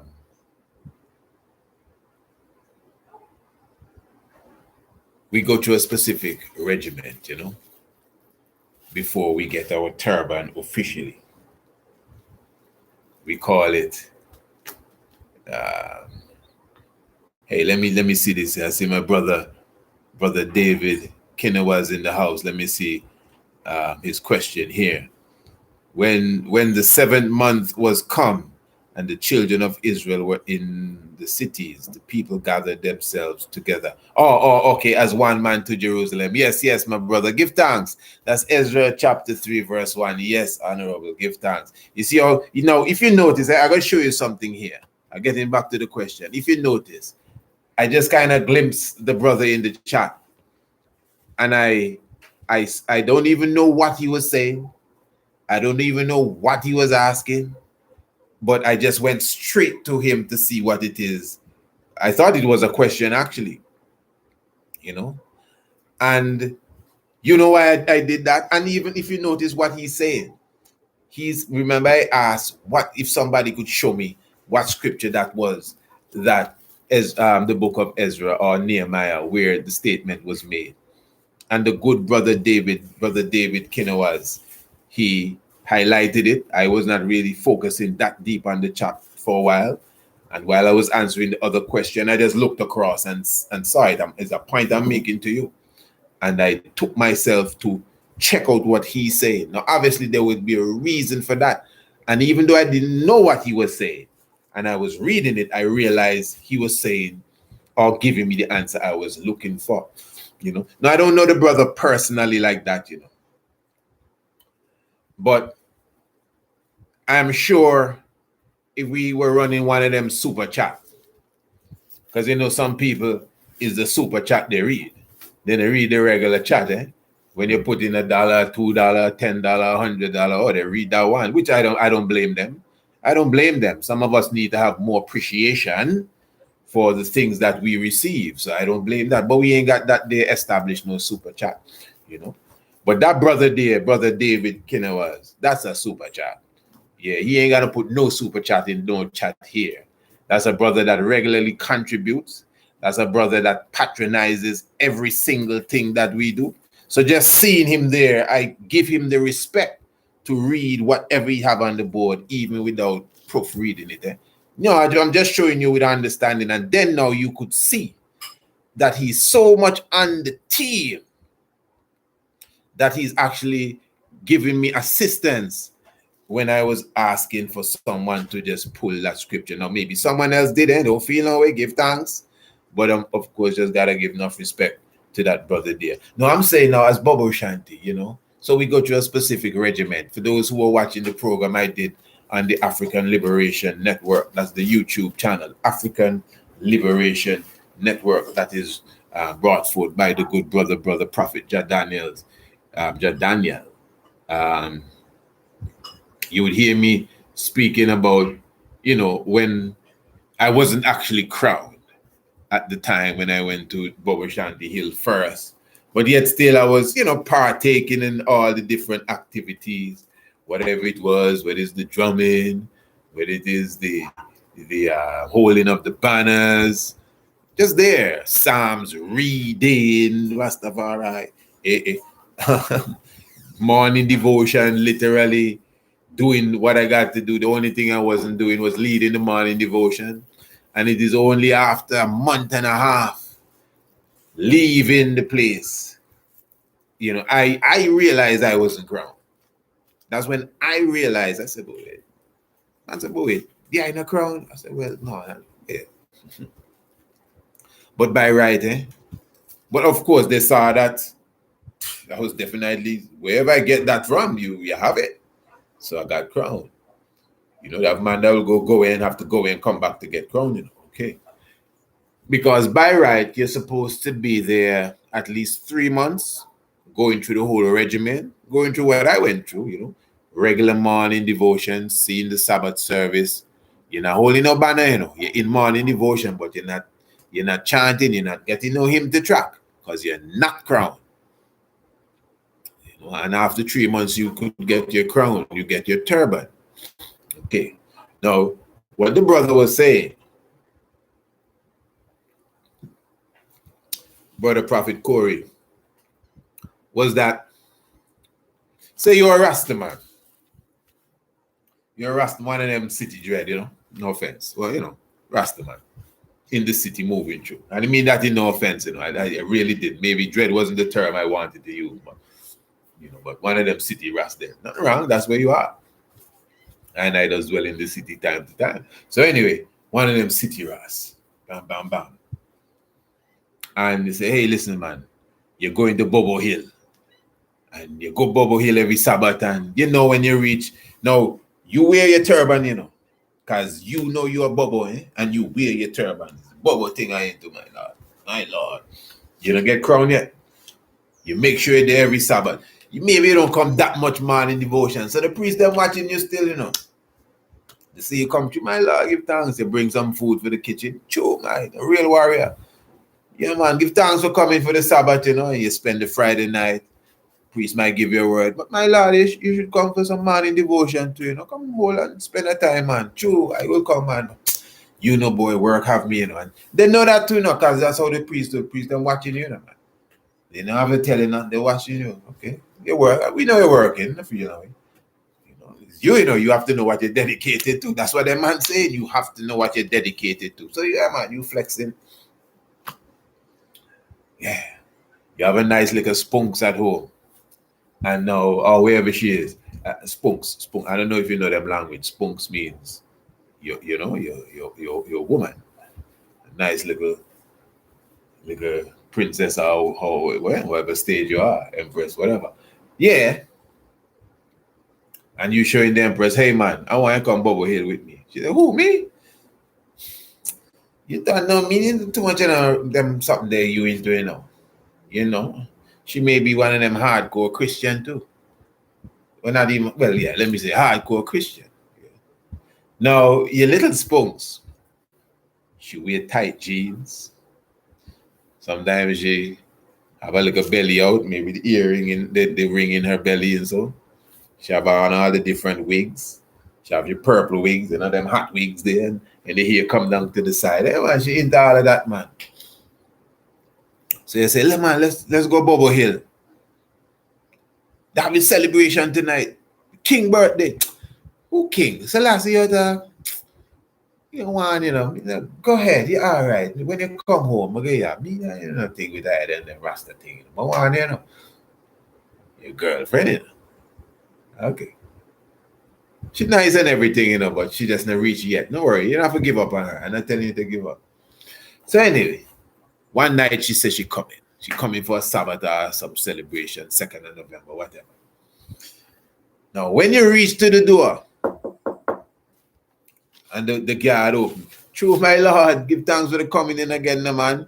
True, my Lord, I come with my empress this time now. Yeah. True, daughter of Zion, give thanks for the eye coming in, the man. Wonderful. Just hold on there, you know. Let me get a leading empress to come and minister unto you.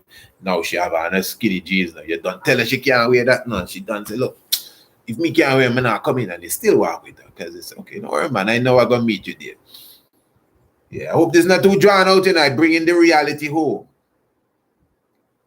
So when the Honorable Elder Empress come now and say, Empress, look at daughter here. Bridging, you come, man. The Empress going to deal with her. The Empress might go out and say, so how are you, Princess? I'm good.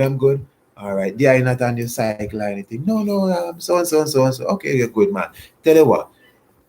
Come this way here. We're going to get a wrap for you. Just a wrap around your jeans because you know you can't wear the jeans coming. Okay. Give you a wrap. We give you a nice fall. Still have on her wig, you know. She never take off her wig. Just put the fall over the wig. She tie on the fall. Or if she having braids, just tie on the fall. Yeah. Now the brethren now.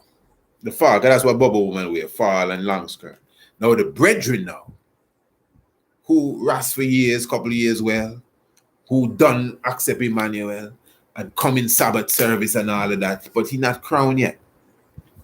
When he come in, he have to take off his turban. He know what to do. Nobody have to tell him nothing because he do it all the time. Take off his turban, baby, free up your head. I don't know what he do.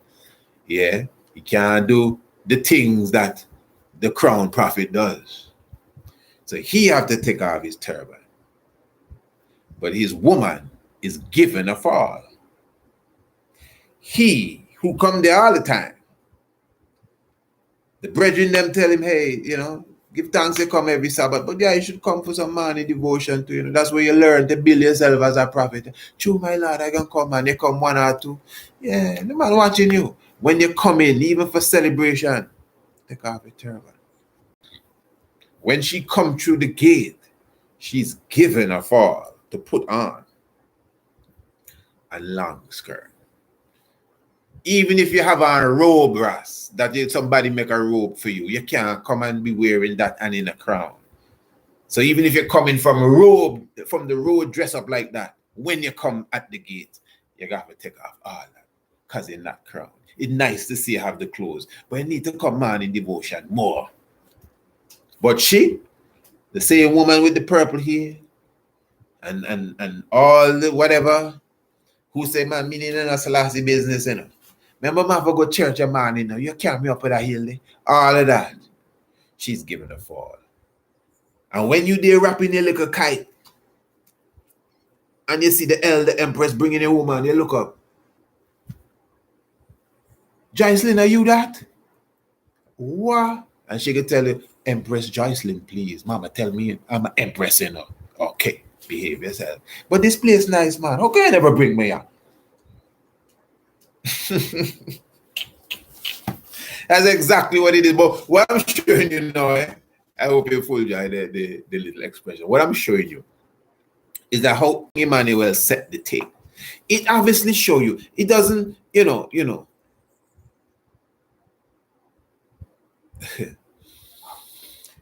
It show you how precious the woman is.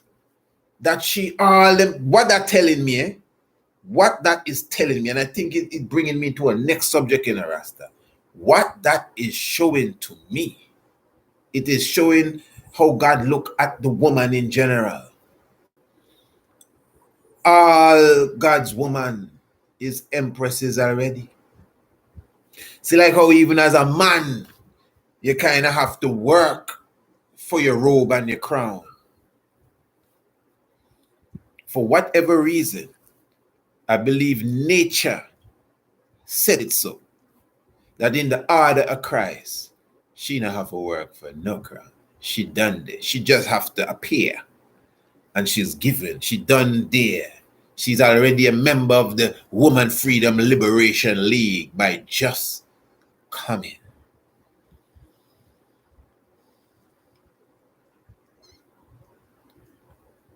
And I always say, you know, man and woman are equal, yes. But they're not the same. They have equality in different levels. They're not the same. There's a difference. And that, to me, shows the obvious difference. So I definitely give thanks for, you know, the understanding that the Black Christ has given unto I and I. And yes, Prophet Corey, that is how I look at it. That specialness of the woman. You see, the woman have a different vibes than a man, you know. That's why I see so much women in church. Because they're looking, you know, women have a fear for God, you know. It may look like have the real fear for God. You know what I mean? Sometimes when races gather is more man than woman, and you may feel, yeah, man, we're the one. No, but most of us as people, we're brainwashed. So when you see most of the sisters, you know, gravitate to the Jesus thing, in many cases, they don't know better. I'm not saying they couldn't know better, you know, because some of them reject knowledge, but they don't get it. They don't know better. They feel that is it. Because even if a woman may not accept it or admit it. But when you see a woman is looking for God in a man, a woman is looking for God in a man. In a sense, her man's supposed to be God. Now, when you have the Christian God concept, then that not gonna work, because it's only one God can be in you, because Jesus alone is God. You check it. You as there's gonna sound harsh to some, eh? Your woman not supposed to love Jesus more than you. Your woman not supposed to love no Jesus more than you. Yeah, I'm telling you, because you are her God. Oh, man.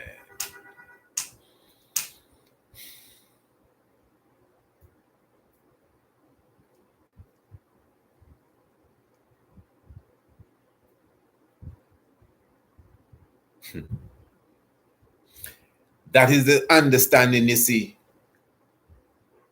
The bride of Christ. When you talk about the bride of Christ, it represents the nation of Israel.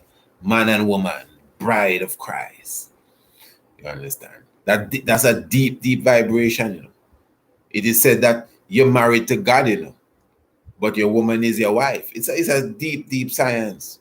So the fact that you are linked with the Almighty in that level, your wife's supposed to see God inside of you then. That's the point. She's supposed to see the same God that we praise in live inside of you. The same Emmanuel Selassie that you're praising Yeah. Live inside of my king. My king is God in flesh. Because that's what it's supposed to be. And she's goddess in flesh too. So when the emperor get crowned, the empress worthy, yes, but nobody have to look at no record, The emperor get crowned, the empress forget crowned too. Holy man, here will I. Selassie, Jah, Rastafari. Give thanks, Give thanks continually for the life giver and the keeper of life. I did something here. All right. So let me see what else. There was a question there. Bam, bam, bam. Let me see. Oh, okay. There's so many different things I had to touch. There was a question I saw there. All right. Where is it? All right. I'm kind of misplacing it. All right. Anyway, I had a question here from Jimmy Lights. Let me see if I can get into that one now. It was asking about the law of one. Well, basically, that's what I was saying. From my understanding of what the law of one is, it really comes down to the whole aspect of the universe being of this one intelligent design. You see, just the term the universe. When you say universe, usually people think space, planets, and the universe. Okay. To me, the universe is everything that exists. So once there's existence, that's the universe. So when you hear scientists talk about the universe expanding and it getting bigger, and so sometimes I wonder what they talk about. I mean, I know what they're saying, and they're trying to give you the shape of the universe and all them kind of things. I kind of get what they're trying to say. As a scientist, they're using science to somewhat measure the boundaries of space as they know it. Then you hear ones talk about multi-universes. That nothing can go so. Nothing in the world called multi-universes. If there's a next so-called universe like this and the next one, that means this is not the universe is everything.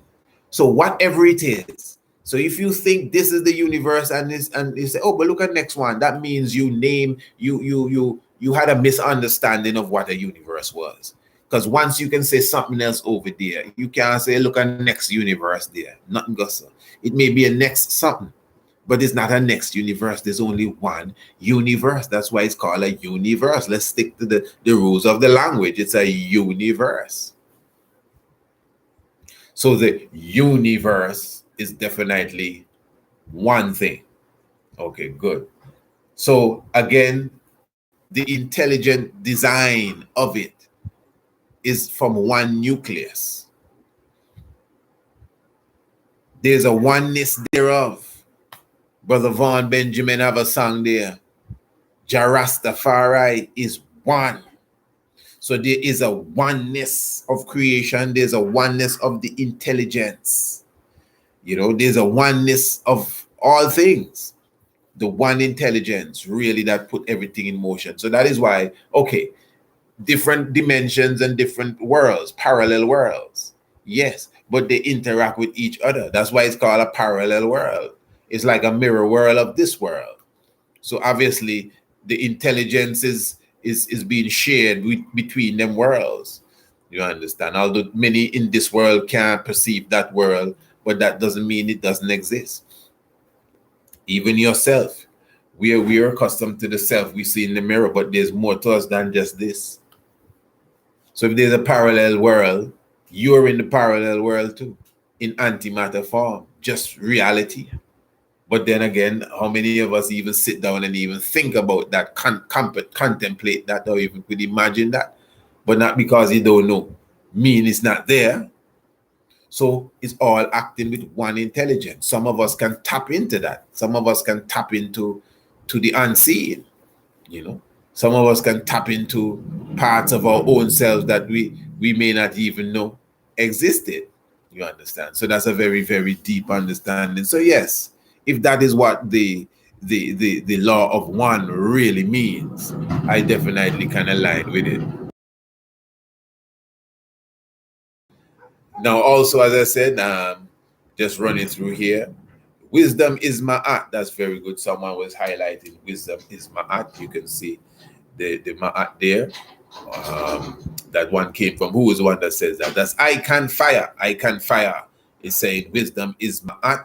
Then we have, yes, religious trauma is real. That is coming from Farah Nuez, saying that religious trauma is real. There is no woman in their liberty. That's Yabin saying that. There's no woman in their liberty. Bam, bam, bam, bam. Let me see. Okay, I'm just looking for questions. Okay, I hope I didn't miss over any question. I see one here. One says, no, that's not a question. That was just facts. Just speak through you, Priest Isaac. Oh, well, I give thanks very much. I appreciate that. Empress 33, facts, Priest Isaac. I don't know exactly what that one was for, but I'm very thankful. Okay. All right. Let me see. Okay, this one is asking, why is a woman menstruation unclean to man? Now you see that question there. There's some questions you have to ask it to. Oh, it's asked a couple of times here. Well, you're right, because you have to repeat them things so you make sure I get it. You may have to ask those who would consider it that way. Let me see. The Bible, Johnny Johnson. I'm coming back to that. The Bible, Johnny Johnson is saying the Bible is not a book of theology, but rather a book of progressive, positive psychology, energy, technologies. Wow. Let me read that again. The Bible is not a book of theology, but rather a book of progressive, positive psychology, energy, technologies. Okay. This was stated by the late, great Reverend Ike. Oh, yeah. And it is true. All right. Let me see if I'm missing any questions here. Okay. It looks like. All right. Adam is atom. Very good. Priest Isaac, thank you. That's Johnny Johnson. He says master teacher. I like to think of myself as the master student too. Oh, I like this one. Ras Gay. Hear this. Ras Gay says, flaming sword of fire pointing in every direction. And he says that is the equator. That is the equator. All right. That's a good outlook. That's a good outlook. Now, yeah, that is a good outlook. You see, a lot of these things are science. So he's putting it in a scientific perspective. Archie Parana says, the snake is God's son. The snake is God's son. Okay. Well, if the snake is supposed to be the Lucifer character, because then everything would be God's son then, isn't it? God and the devil. Yeah. All right. God and the devil. That concept alone. All right. So as far as what was we talking about? Yeah, the menstrual being unclean. And why is it unclean to man? Yeah, and let me answer it in that way there as well. Now, I don't know who are the men. As I said, there are different concepts. I did a program maybe about a month and a half ago. Was it that long? No, I don't think it's that long. Maybe about a month ago. And that was a program kind of stemming from a program I heard some brethren, speaking of the woman's menstruation. And they were really kind of showing their disgust at some Hebrew Israelite brothers, because the Hebrew Israelites now, when the woman is going through this cycle, well, I don't know how they go through it, but I know they have a certain level of separation. Just like Rastafari, there's a certain level of distancing. But these brothers were like up in arms. They were like, they were speaking amongst themselves, saying, listen, man, when these brothers, women are going through their menses, they are, well, one of them clearly said, they take the bed and the woman take the floor. I remember one of them saying, I mean, them things, of course, I would never agree to anything like that. That's madness, man. But it wasn't really that. And I wasn't, and I'm not upset with no one, you know. This is not, you know, the people that I have respect for too.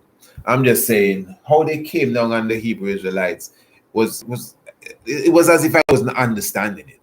I was like a bit shocked. I know that, okay, I know you're not religious. I know you're not whatever, you're not into maybe the Bible or whatever.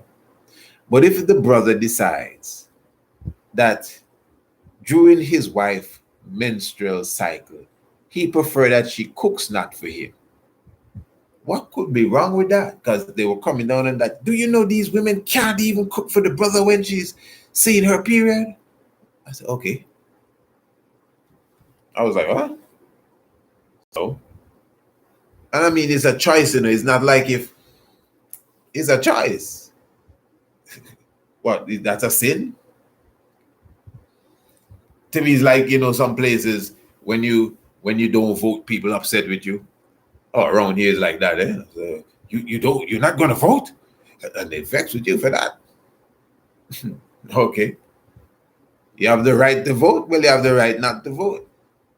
It was that kind of energy, and not that I bigging up the mad system. You know? I'm just trying to show you that even that to me sound like something to be shocked of more than the fact that a man prefer not to eat from the pot that his wife cook when she is passing blood. He just prefer, and in fact, he's saying, listen, you just relax. You know, in any real situation, you take the bed. Not only take the bed, take the bedroom, take the bathroom.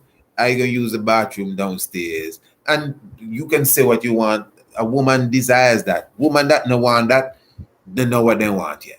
Straight up. And that's no disrespect, sisters. But we have been trained to just stuff something in you, to sop up the blood, or slap something on, put on a tight underwear, slap on the jeans, high heels, and come to the office. And you know, by 12 o'clock, you have to go back home because belly cramps. That's how we've been taught. So the woman have never been taught exactly how to be a woman when it comes to that cycle. It's King Emmanuel teach us that. And that's how I know a man can teach a woman. Okay, it's not no woman come and teach the Bobo Shanti woman how to be a woman, you know. It's not no woman come and teach the woman how to be a woman. It's King Emmanuel teach the woman. Maybe, of course, the ancient ones of the woman would pass it on.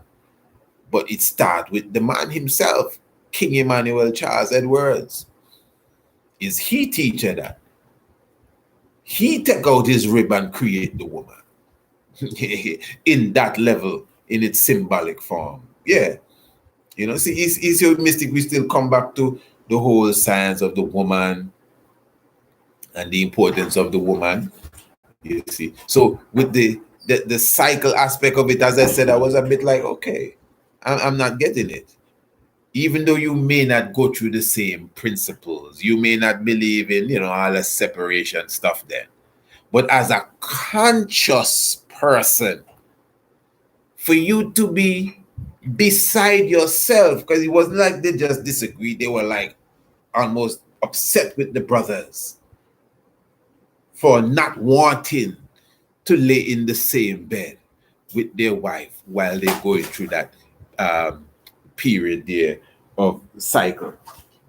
And again, wow. So I'm saying, my brother, that is why I'm saying that for you to get that answer of why the woman is unclean to men during that time, you may have to speak to those who may think so, because they have some on the total radical end of that too. I was wondering if that's what the brothers then were addressing, that total radical level of it. But it wasn't that. It was just the simplicity of just thinking in that way, that the woman must be, given her space. So it's just a natural thing, my family. And you cannot shy from it that there's a strong level of detoxification taking place. And there's a strong level of purification taking place. It is not anything that I would consider unclean. If we're going to say that and begin to argue that, well, if you're detoxifying, that means you're toxic and you're unclean. We're just wrestling semantics and the English language. We mustn't do these things, So the cleansing period, all through the pores, this is medical science, and that's not no feeling. All through the pores of the sister, the toxins are coming.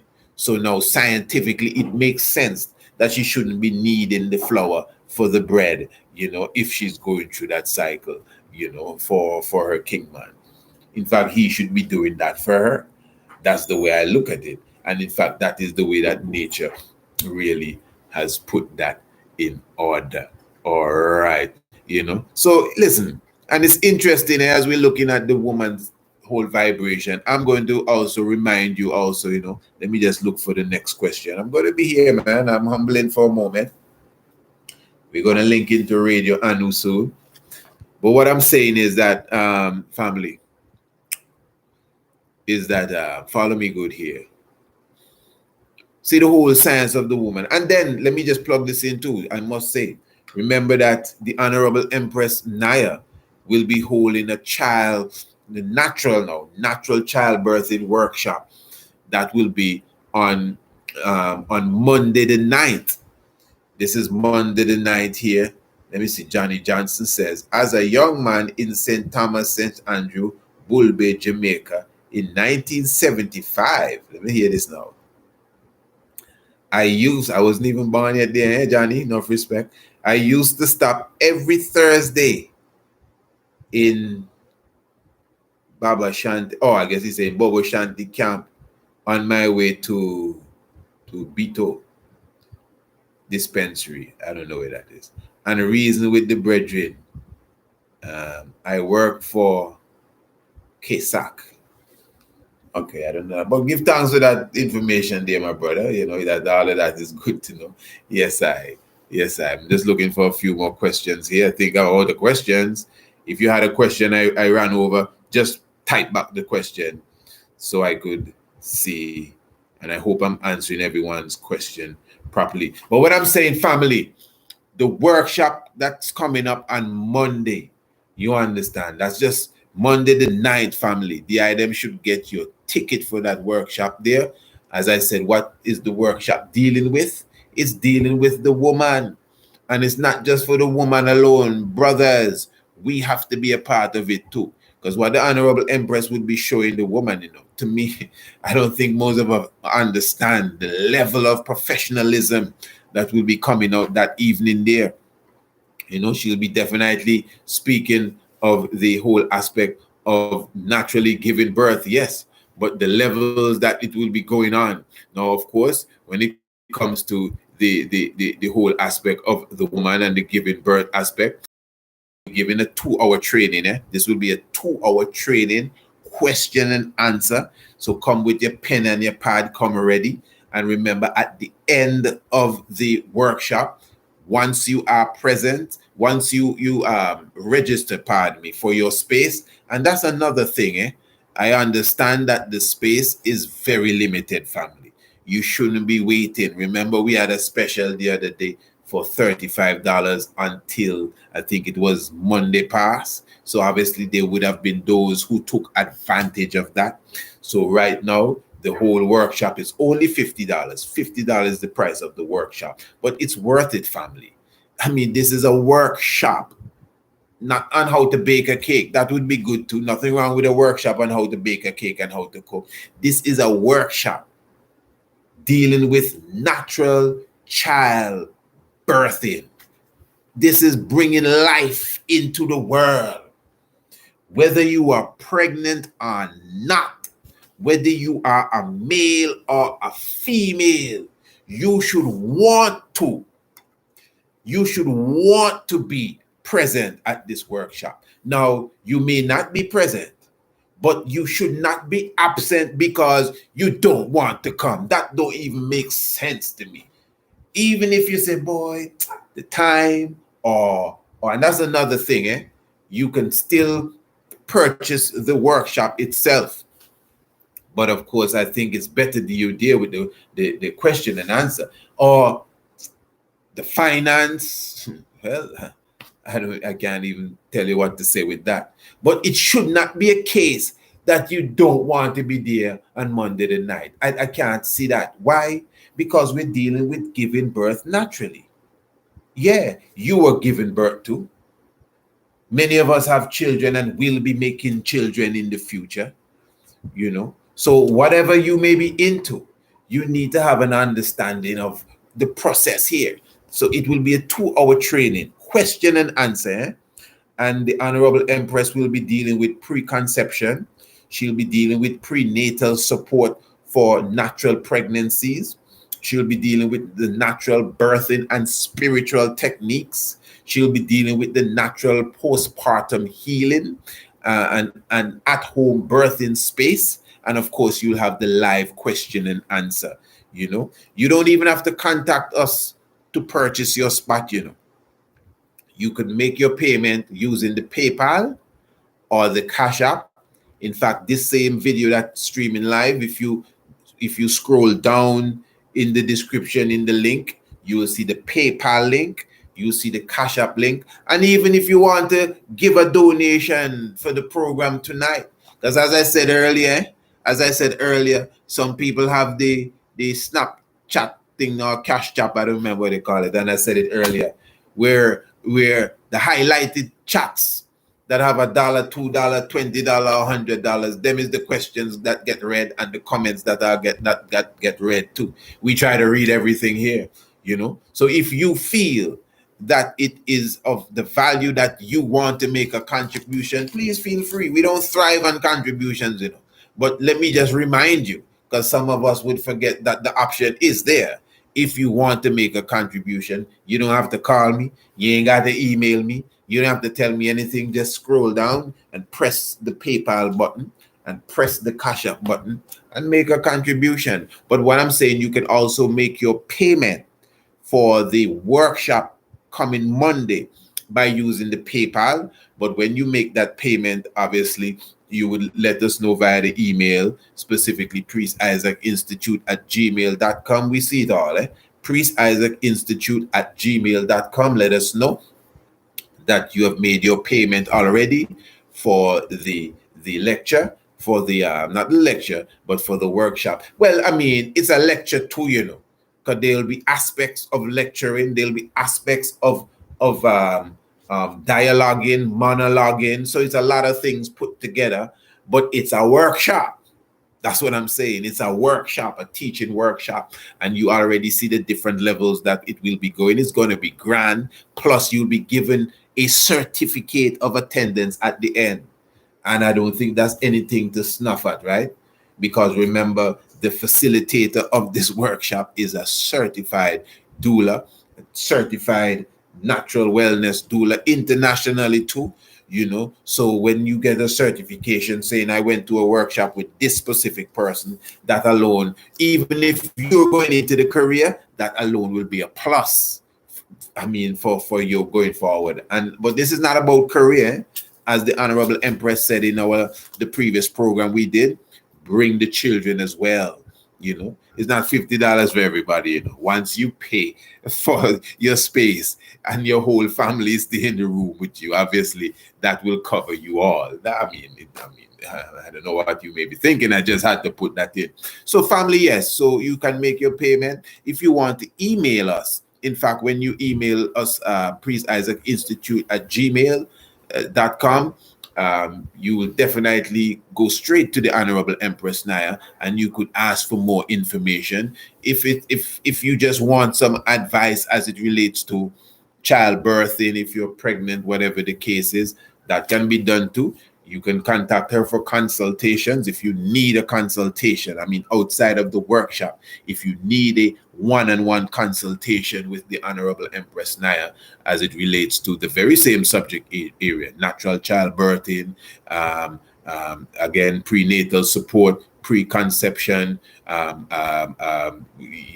postpartum healing and all of that. Contact her right now. There's even a WhatsApp you can contact her by. Area code 1268.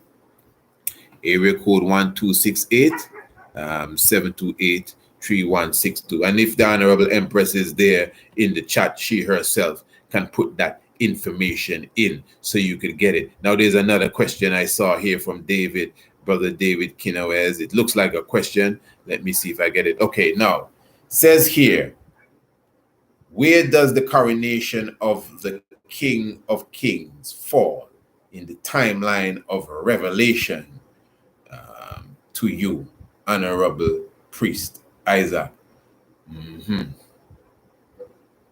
Interesting, isn't it? I would more place it at the region, if it's a timeline we're looking at. And timeline is a tricky thing to say with the revelation as such, you know. But still, I understand. I comprehend that. But the timeline, because we are living revelation, and there are many things in the revelation that still not fulfilled yet. And I always tell ones, if you read Revelation properly, Revelation have a whole heap of superstars. You have different angels, you have different archangels, you have the angel that was standing in the sun. Then this angel came, woe, saying woe. This other angels with the second one, the third woe come quickly. Then the temple opened and 7 angels came out. And then this one was the 7 angels with 7 trumpets. And then there were 7 other angels. And this angel up in the heavens with the censer. So all them angels is I and I, you know, man. We fit into that, you know. All them angels is I and I that were resurrected in this time. So now, Revelation chapter 5 speaks about the 24 elders that were there. And it speaks about the one that sat upon the throne and having the book in his right hand. This is Revelation 5. But you have to keep in mind that even from Revelation 4, from early up in the book, this one upon the throne was already described. This is the Most High in flesh. And he talk about he was to be looked upon like a jasper or sardine stone. You know that scripture. And it also speaks about the rainbow circle. So we don't know we're talking about Mama Ethiopia here. So although you may not directly see that coronation, I really think Psalm 72 to me is a psalm that highlights the coronation of Haile Selassie for sure, definitely. And in the Revelation, I think the Revelation itself, you know, with the opening of the Son of God, the Jesus Christ, you know, the man with the hairs wool and he look on his feet like burnt brass, and you know, having the 7 candles on the altar and the 7 stars in his right hand and all of this thing. To me, that is just highlighting the majesty of the coming of His Majesty Haile Selassie I, the returning of the messianic figure amongst us. So still, all of that is symbolic of the coronation. All of that is symbolic of his many crowns, even before the 1930. But 1928, he was crowned kings. And of course, all of his accolades, as we know, as governor, the Deshamark and regent, and, you know, ruling the ancient kingdom of Ethiopia, even leading up to all the way going even into 1966, when the lamb came before the lion. You know, the lamb came and took the book out of him that sat upon the throne. All of that is even in that one season, because that's just a simple little moment of time there. And then, of course, you have Revelation 17.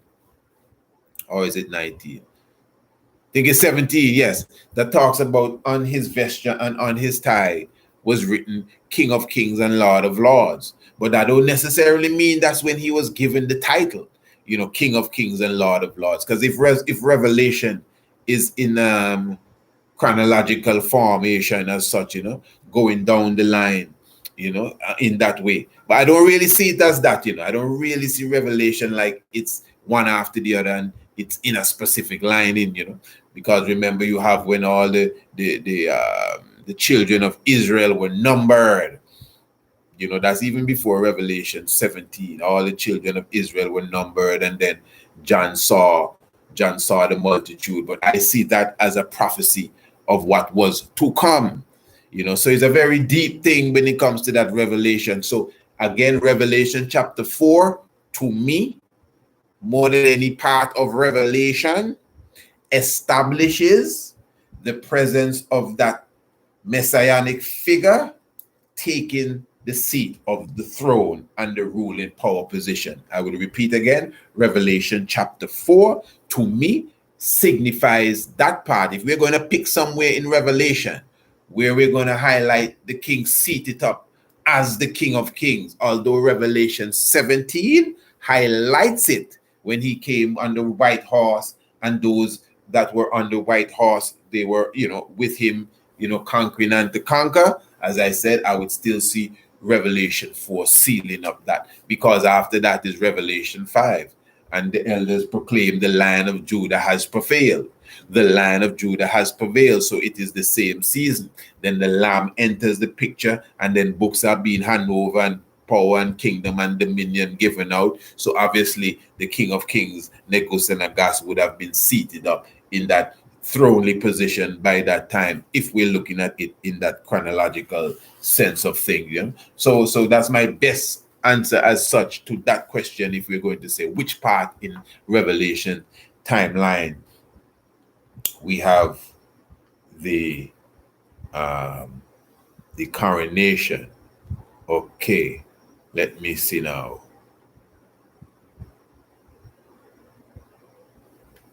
Let me see. Where am I? Just looking to see. All right, family.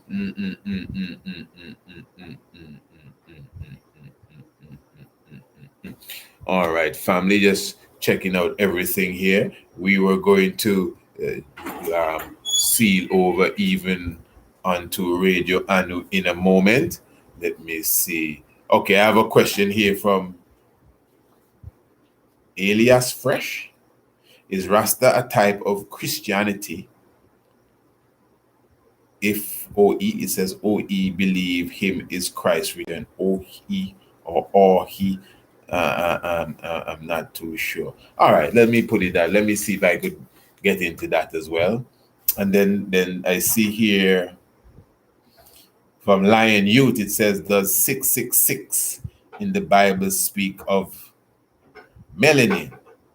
6 electron, 6 proton, 6 neutrons. All right. Let me see what else I have here. Either way, someone is, I think, is answering. Either way, Rasta is Christian. Him is the blood of Christ. I think that one was answering Elias Fresh. All right.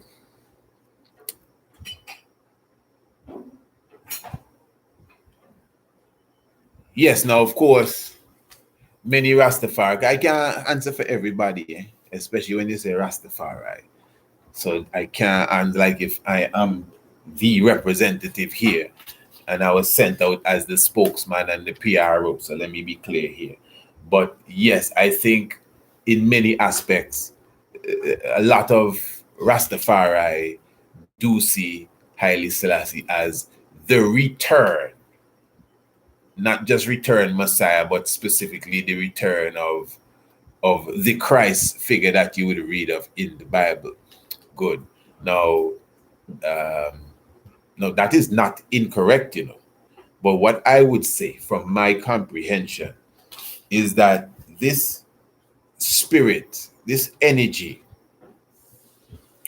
is seen manifested in every dispensation. When you look at it on the astronomical level too, I wouldn't say astrological, but on the ancient astronomical level, we must keep in mind that we are looking at the understanding that, again, in every age, you would have the coming forth of the Messiah kind of figure. And so this is why, okay, for example, you would highlight the Messiah coming in the Pisces age. And of course, then of course you have the Messiah coming through even in the Aquarius age. The different ages have the different understanding of the messianic figure. So really, it's not something to be cut off. It's not something to run away from. I highlight even the time of Yehoshua. Which Yehoshua are you talking about? Yehoshua, the protege of Moses, right? I highlight that just the name Yehoshua or the name Joshua is very symbolic. It's like the name Mary. A lot of these names are titles for those of us that understand them levels there. So Mary, that's why you have so many different Marys. You have Mary Magdalene, Mary the mother of Christ, Mary this, the sister of Salome. You may just think it's a popular name of that time. It's a title. It's the mother. It's the representing the water. Like the Joshua again, Joshua and Jonah and all of these things. Joseph, if you notice how they sound alike, they're symbolic of a Christ type of figure. Okay, let me show you that. Look at the word Jonah. If you take the J out of Jonah, because people tell you there was no J in Hebrew. If you take the word J out of Jonah, you will notice you left back with the letters that form the word Noah. Okay. Then now let us look at what similarities there between Jonah and Noah. Well, the story is a bit different, but they're both God figures. They were both in ships, and they both went through a deluge. Jonah was in the belly of the fish for 3 days and 3 nights. That's a deluge. He was under the water. Noah may not have been in the belly of the fish, but he went through a deluge as well as he was in his boat or in the ark. Because again, we're dealing with it on some high levels of symbolism here too.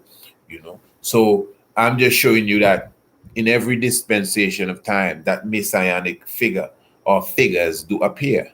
That Melchizedek figure does come. They have writings that show you that in times more than one Melchizedek shall appear at the same time. So saying that he is the reincarnation, but the return as such of all the Christ. Haile Selassie is the return of all the Christ. He's the return of the Buddha. He is the return of the Asar. He is the return of who else they have there. As being any Christ figure of real, he's the return Moses, is Abraham again, is the same Melchizedek. The Bible talk and call him the second Adam. Yeah, so we're not limiting it, we're exploring the glory of it, So we are the true followers of Christ. We don't call ourselves Christians because Christendom come with something else altogether than the order of the Christ man. The 666 line, the 66 electron, protons, and neutrons really is a connection with the carbon atom. It is the carbon atom really from which everything in the universe really, they say, is made up of the carbon atom. So it's really the element, pardon me, of life. So the atom of the carbon really is 6 protons, 6 neutrons, and 6 electrons. That itself is a deep reasoning, because the Bible says it's the mark of the beast, the mark of a man. One could argue that the man, specifically, the flesh, the bones, and everything else, sinew, you could argue that that is a beast, because we are mammals. Some people don't like to hear it, but we are considered to be animals. If you want to put a little peanut butter and jelly on it, we are considered the intelligent animal, So the beast now, of course, the 666 character is seen as Satan himself. The man of wrong is Satan in flesh, or the man of wrong is Satan in flesh.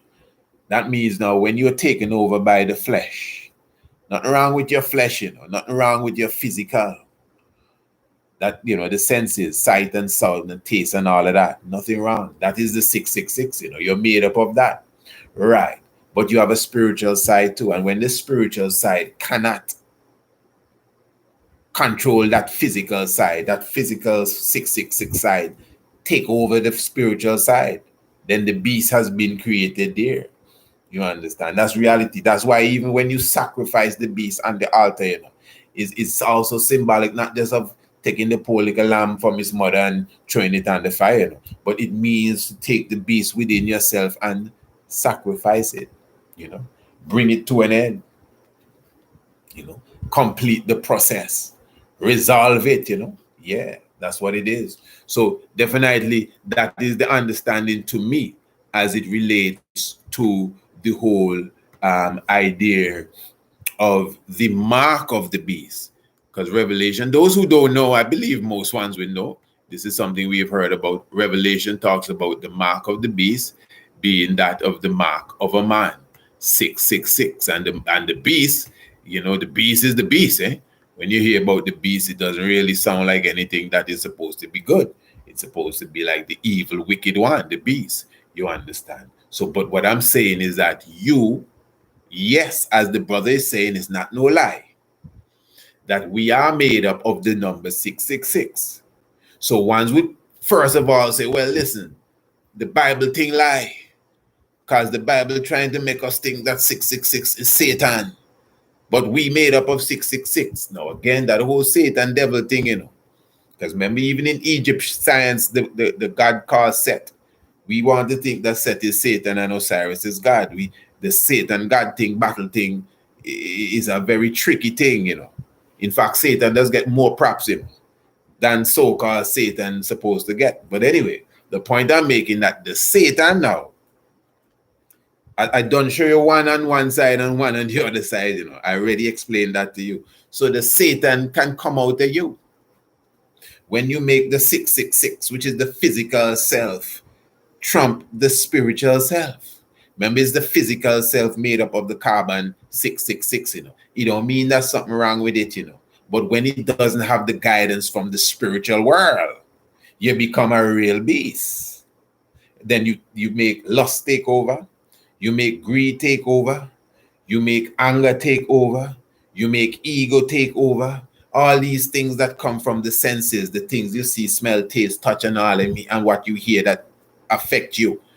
When you don't have that spiritual guidance so that you can manage the 666 mammal body that you have, and you make it take over and put the spirit aside, then you become a beast. Then you become, man of wrong is Satan in flesh, instead of the man of right is God in flesh. That's really what it is. So that's how I balance that. And that's why you sacrifice the beast on the altar, as I said, because the beast also represents the ways of the flesh. Jah, Rastafari.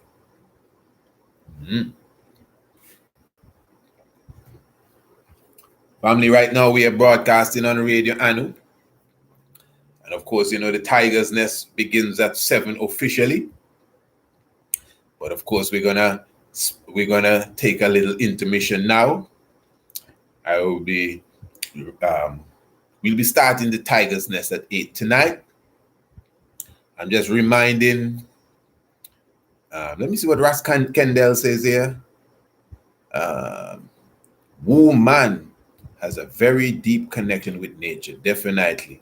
And right on time, I'm just mother yard, laugh out loud. That's Tafarian saying hot wigs.